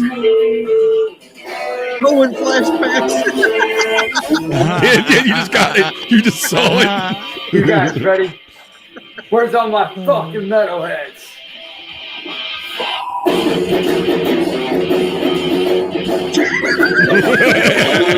It sounds like. Yeah, it sounds like he's trying to do that White Zombie song a little bit, Scott. Yeah. Holy shit. He's serious. He really thinks he's doing it there. Well, he is. I know he done rap and he's done all kind of shit, and I know he thinks he definitely thinks he's serious. Yeah, but he's doing something, but it ain't good. You know. And they start. I like. Where's all my fucking rock? Where's my fucking? Like, was he going for this? Like, what was he going for? Woo! BF. Rob Zombie's gonna sue you and haunt your dreams, BF. All right, we could do this all day. But I don't want to get my show kicked off. Hold on. So let's keep going in Scott's Hole because we got at least one more selection that I know of. And we are down in Scott's Hole. So why don't before we show this last video, who Scott knows is one of my favorites, that's probably why he put it in there last. We're down in Scott's Hole. Let's do it one more time. Grab what you got and smoke it, folks. One more video, and then we're going to crawl our way out of Scott's Hole of locales. Down in Scott's Hole. Smoking a hole. She likes to fly. But Tammy's wings have been denied.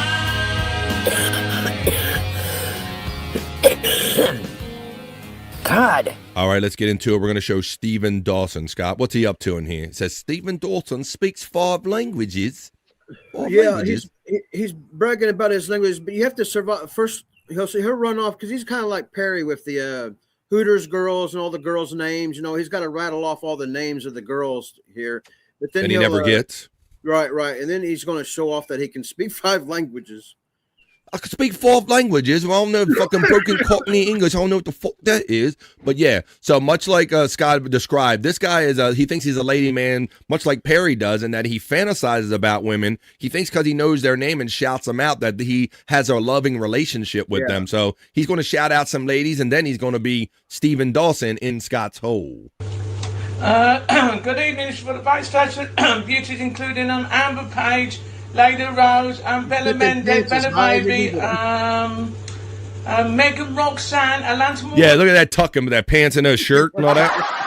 How do you do that? Nicole Snow, and Sophie Hart, and the rest of the glamour girls as well too, including my special woman in the whole wide world who can speak 5 languages. Alanta Moreno, bloody lovely. What the fuck? And let the movie know, but the way. And languages, it's 5 languages, this one. Oh no. And this. So she speaks 5 languages, he speaks 4 languages. Is that what it is? I've seen this song, it's called Forever Is Gone But there's Bruce, I'm going to have to back the word down a bit because it's from 1973. By Sergeant Beach's one around then, which then wasn't. Now I'm going to run it with captions this time. Let's see if the captions can keep up. A little closed caption confusion. Let's go. Good evening. This is for the backstage beauties, including Amber Page, Lady Rose, Bella Mendez, Bella Baby, Megan Roxanne, Atlanta Marina, Nicole Snow, and Sophie Hart, and the rest of the glamour girls as well too, including my special woman in the whole wide world who speak 5 languages. Atlanta Marina, bloody little fly. Atlanta Monroe, bloody little fly is what the closed caption thought that said. Atlanta Monroe, bloody little fly. Languages, this one. That's 5 languages. That's 5 languages. And this. Of all time, may have watching this song. It's called Forever Is Gone. But there's Bruce, I'm going to have to back the word down a bit because it's from 1973. By Sergeant Beach's one around then, which then wasn't. He's wow, man. That captioning computer almost fried and almost killed itself trying to keep up with that guy. Hook him up with the other guy who likes farts. Says, oh, yeah. But they're English farts. They're not Asian farts. Conservative call is what I had in mind. What's that? I had conservative Colin hooking him up in conservative. Colin's a little bit Asian and he farts, I guess. Yeah. Asian farts. Well, he's already designated. He's safe for conservative Colin there, nerd. Well, there you have it, guys. If you want to see like more of that, and believe me, I mean, there's some funny shit on there. That guy like dresses in weird clothes. He has a weird accent, says crazy, wild shit. Some people in the chat already knew about with your new Thursday guy, right? With the Thursday Lane. I just recently found him. He's one of the So there you go. So if you want to see any more of these videos, full length or otherwise, go over there to Scott Fitzpatrick's pages, him and his friends, the Angry Iguana 112, and there's some Bro Dog content over there on the Prop Master 69 channel, or you can just be with us next time here on BF Live The Vibe, where we go down into Scott's hole.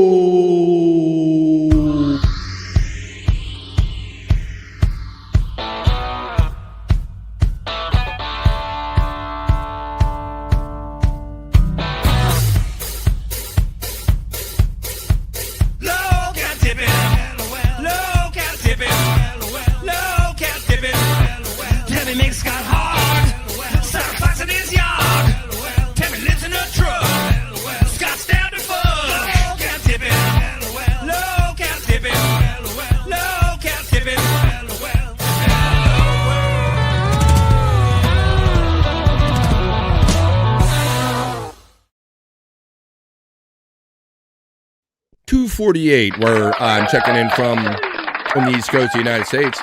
The only reason I say that, yes, please. I think Trippy might be in trouble. He sent me a message. Very distressing. Yeah. Josh, no, please. I will give you the rent money, Josh. Stop.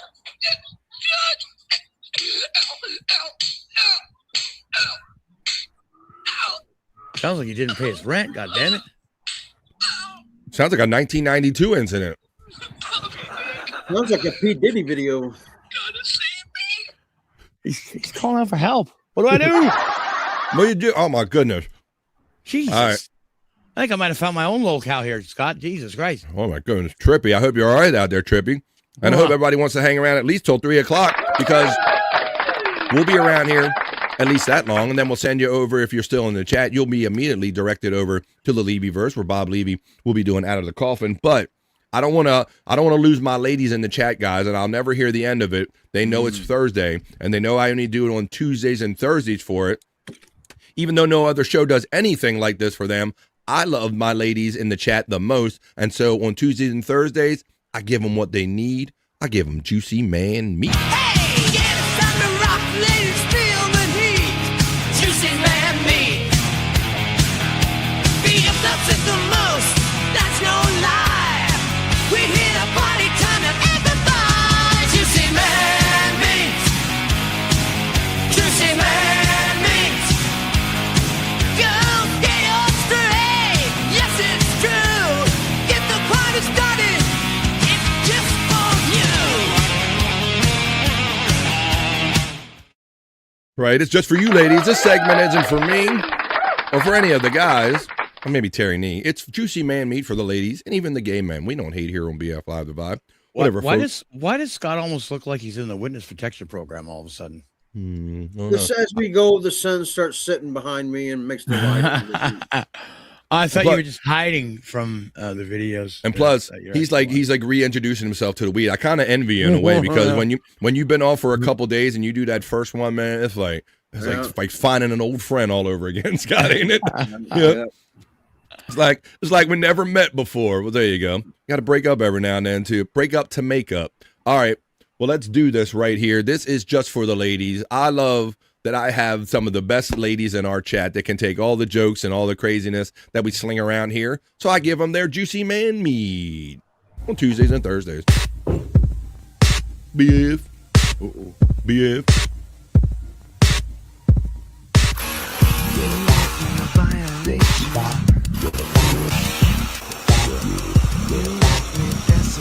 The ladies submit this to me at bflive420@gmail.com. You submit it, I play it for you, ladies. BF, Trent Reznor's gonna sue you. I get it, 9 Inch Nails. I get it. Space Nerd wants to see his 9 Inch nail. I get it. I'm no dummy here on the Vibe. Let's see. Terry Nee Meat. Hey, what's up, 2 joints, buddy? I hope you can join us tomorrow for your regular Friday visit. Juicy Man Meat is being enjoyed by the nerd, one of the lovely ladies I was speaking of in the chat. She gives it a 9 out of 10 and 5 stars. And she's a member, so she can also give it Juicy Man Meat ratings by using the Juicy Man Meat emoji. Buckshot is still here, oddly enough. He normally checks out by now. But he's still here. 2 joints gets a 10 out of 10 and 5 hearts from the Space Nerd as we move on to the second piece of content for she and all the others that enjoy it here. The best ladies and all the chat family on the Vibe get their second piece. Oh, no. I can't. I wanted to, see it. You guys know as soon as I say, oh, no, who it is. I don't know why I can't. I react to this guy. It's not Shane. It's Thane. It's their Juicy Man Meat. Oh, now there's dogs involved. Great. You know Space Nerd submitted this because it's dogs and wiener. Dogs and penis. Good girl. Dogs and penis. Good girl. Dogs and penis. Valkyrie. Come here. We got you, Buck. Valkyrie, come. Good girl. It's okay, good girl. Wait a minute, what happened to the good morning voice, ladies? I love I'm gonna fuck you, I am. I'm gonna fuck you. What happened to that voice, Scott? Now, come here, doggy. Come on, I want to hear my biscuit. She does not like the camera stand for whatever reason. It's okay. Come here, little girl. Fucking with you, nerd. Oh, good girl. Fucking with you, nerd. Come on. Valkyrie, come. Come on. It's okay. Good morning, gorgeous. I'm gonna fuck you, I am. Yeah. Valley girl. Valkyrie, come. Oh, poor baby. All right, that's enough of that. Like I said, most likely submitted by the nerd. You could submit stuff too if you want to shape this segment, or you can send me stuff at bflive420@gmail.com. And you also might see a Discord running for 100 Proof Podcasting. And in that Discord, there's a BF Live The Vibe section where you can also submit stuff. A lot of people send me stuff. So if you don't like what you see, if you want to see other things, there's ways you can make the show what you want it to be, just like Space Nerd does for a third piece of Juicy Man Meat. This guy's in his drawers.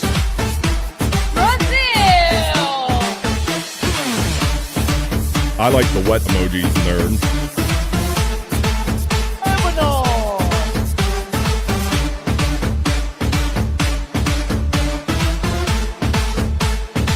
Making a squeaky sound.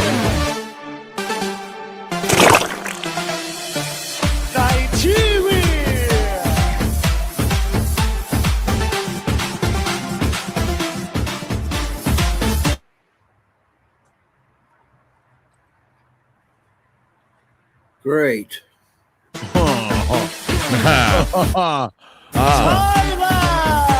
The heterosexual computer gods are striking, aren't they? Uh-huh. This happened before. Uh-oh. Shut you down, Bobby Ram. Signals in the water, Bobby from Roboto. One more video, Internet, I promise.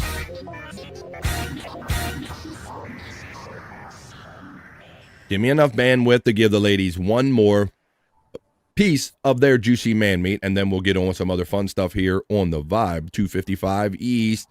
Juicy man meat for the ladies. Time to get down to business. Business? Squeeze me? Baking powder? Time to get down to business. I love cowboys. All right, that's enough of that. I love cowboys. All right, well, we gotta get this show in before the 3 o'clock hour. So there was your 4 pieces of content. I love to give the ladies what they need. Their juicy man meat. Hey, yeah, it's time to rock, ladies, feel the heat. Juicy man meat. BFF's it the most, that's no lie. We hit a party time to amplify. Juicy man meat. Juicy man meat. Go get your straight. Yes, it's true. Get the party started. It's just for you. Oh, yeah, there you go, ladies. I appreciate having the best ladies in my chat family, so that's why I give them their segment, Juicy Man Meat, coming up on the top of the hour. I'm sure Bob will run like a 5 or 7 minute kind of entry, so that'll give us enough time to have our little extra fun, and then you'll be redirected over there to the Levy-verse if you're still in this chat. Father, you look different. Is that a new hat? Don't mention my eye. I won't. Shit. Apologies, I didn't mean to say eye. Shit! I can't see out of this eye for a few days. Fuck you. It's working! I can see out the other one, you bollocks. Has this affected your marriage? No, the only thing your mother needs in the bedroom is PENS. You're missing an eye. Ah, fuck off. I asked you not to bring that up. What's behind the bandage? Cotton. No cotton eye jokes, please. What? Where did that come from? Where did that go? Where did that come from? Cotton eye joke? Adam! Father, you look different. Is that a new hat? Don't mention my eye. I won't. Shit. Apologies, I didn't mean to say. All right, there you go. All right, guys, without any further ado, the girls had their turn, so it's only fair that the guys get to watch a couple videos and get bricked up. Keep cooking in the kitchen, making it right. Working with some wood, keep me up all night. Charging through the day like a queen on the throne. Everything she does got me feeling grown. Bricked up, got the vibe. Fixing up the world, I'm watching her thrive. The apple pushing and meet you, that's clear. But I'm in full of view, I'm staying right here. Bricked up, get bricked up. Bricked up, bring me up. We're going to wind down this episode getting bricked up, watching some videos that the guys might enjoy a little more. Here's our first one, Rio. Rio de Janeiro literally means like January river in Portuguese. But there is actually no river there. In 1502, Portuguese explorers thought that Guanabara is mouth of a river. So that's a reason why Rio de Janeiro called like January river. They never found the river, but the name stayed. By the way, Brazil is the only country in Latin America who speaks Portuguese, and it is official. Follow me for more about Brazil and travel. Did you know that Rio de Janeiro literally means like January river in Portuguese? Man, they fried but up. there is Well actually done, no river there. In 1502, damn, we got a real report coming in from Space Nerd. Is mouth of a river. So that's a reason why Rio de Janeiro called like January river. They never found the river, but the River name stayed. de January. By the way, Brazil is the only country in Latin America who speaks Portuguese, and it is official. There you go. All right. I learned a lot there, and like Bobby Nick said, I learned that breasts can get overcooked in the sun, in the sun of Rio de Janeiro. But we're not. And then we got the real report coming in. All right. Well, I want the real AI or AI don't care. Our next piece of content, bricked up.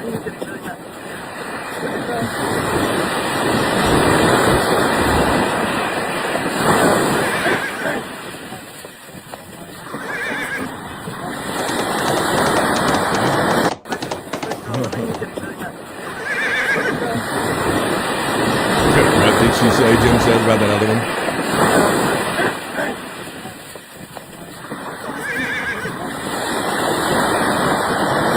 What the hell is the port of cheese?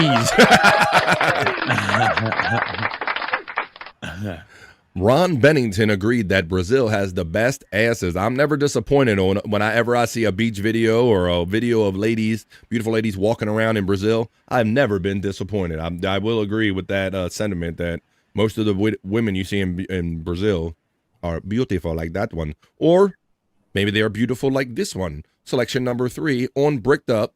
301 right here, so we're a little bit into over vibe.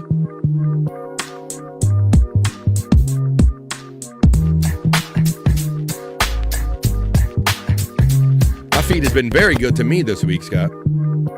Yeah.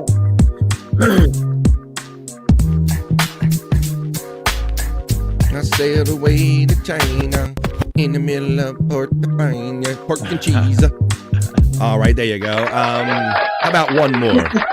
That guy that was walking behind her there at the end. Oh, you can see, yes. He starts to look at her ass. Then he sees someone filming, and he looks away. Well, no, yeah, that's. Was it him? Because there's another. Yeah, he did. I see him in that one, but there's another one with a black gentleman, and he notices what's going on, Scott, and he's like, "Look at that ass," and then he turns around in the store and comes back for another look. Yes. On one of these videos, I thought that might have been the one. So yeah. Like, your brother, somebody they know what's up. All right, let me show you. Oh, let's get into shape right here. One more piece here to round up this fun Thursday on BF Live The Vibe, getting bricked up. If you like pina coladas, getting caught in the rain. If you're not into yoga, if you like pina coladas, getting caught in the rain. I'd like to give her my pina colada. Penis colada. Penis colada. All right. What's that, buddy? Dig those coconuts. Hey, digging all them coconuts. Well, yeah. I do have to let you know that we do go 3 hours here every day, Monday through Friday. I love doing it 5 days a week, the show and other things. But it's 3 minutes after 3, and that means only one thing. We are in overvibe.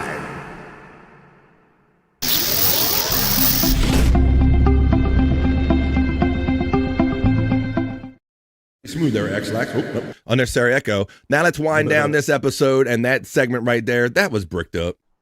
That was bricked up. Let's hit some elements, Bob, right? And let's finish up the show on the right thing today. Missing my elements there, Bob and Nick. Here we go. Keep cooking in the kitchen, making it right. Working with some wood, keep me up all night. Charging through the day like the queen on the throne. Everything she does got me feeling grown. Bricked up, got the vibe. Fixing up the world, I'm watching her thrive. See out the pushing and meet you, that's will. But I'm in full view, I'm staying right here. Bricked up, get bricked up. Bricked up, bring me up. And I'm spent, ladies and gentlemen. That is it's a little past 3 hours of content we had provided for you today right here on BF Live The Vibe, Stream Show 515. I hope you do me a friendly favor and hit those likes, shares, and subscribe. All that free stuff that makes the algorithm thrive. I did just get my notification on my YouTube notifications that the Levyverse is cranked up, so that'll give us just enough time to do our go-around, say our final goodbyes and our plugs, and let you know where and when you can find us after this show ends. Scott Fitzpatrick, tell everybody more about the Angry Iguana 112 and all that fun stuff. We had a lot of fun in Scott's Hole. I'm not lying. Tell everybody where they can see those videos. Yeah, at Angry Iguana 112, and for tomorrow, I should be able to finish after this show. I'm going to finish it up, but I'll have another compilation that's 40 minutes long, like 90 of these clips that we've been watching on this show. 90. So we just had that little bit of taste of insanity with like 4 clips, and it was so crazy. If you want to watch one after another, and then when Scott premieres this low-cal compilation, we can do it together in his chat on the Angry Iguana 112. There'll be a live chat when he premieres it, and you can comment and talk about these, and Scott maybe will fill you in on some of the stuff you want to know. And you want to see Bro Dog stuff? Go over there to PropMaster69, and we'll see you again next time, Scott Fitzpatrick. There you go. And check out my boy Andrew the Giant on Andrew the Giant 96 and No Filter with Andrew. I don't know if that's going to happen tonight or not. It's kind of been weird and wild lately with our boy Andrew. But Bobby Nick is always doing some type of show, either that show or a show in its place, Bob. Any last Right, words? yeah. And tell them what shows you do have planned on doing, buddy. What do you know? If No Filter does not happen, go over to @NickTV Live on YouTube, and we'll be doing and we are live at 7 p.m. Eastern. So yeah, I guess just check back and forth. I don't know.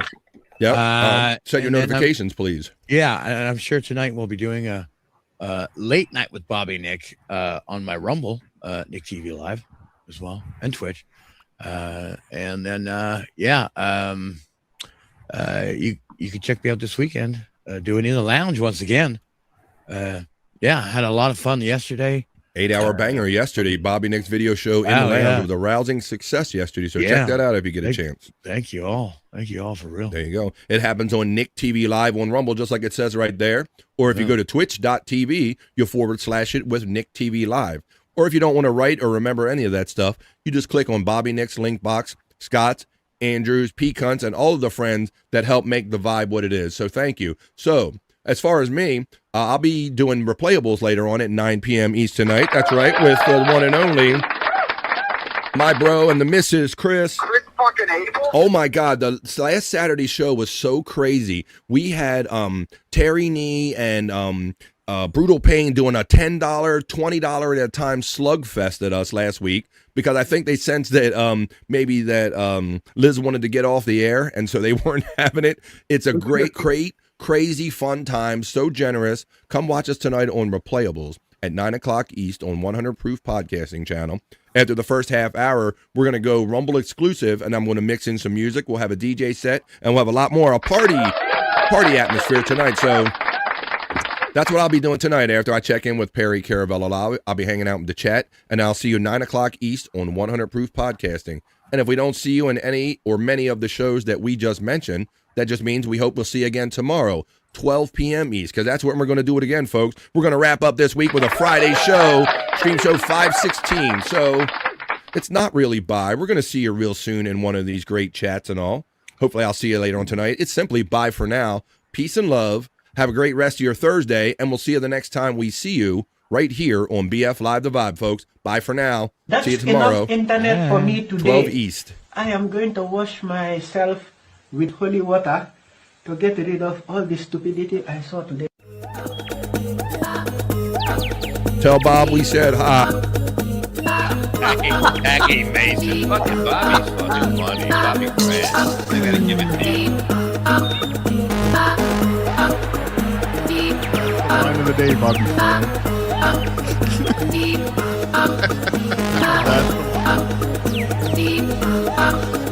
Super creative, super original. There's a show called The Vibe.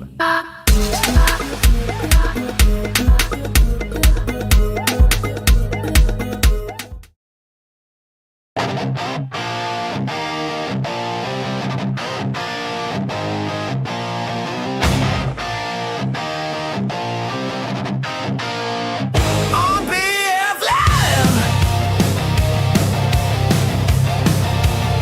you know we vibing. Oh, in the midday, you know we vibing.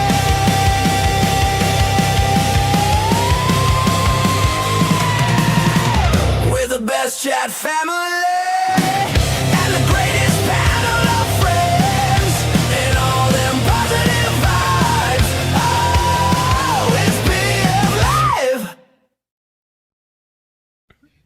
Okay.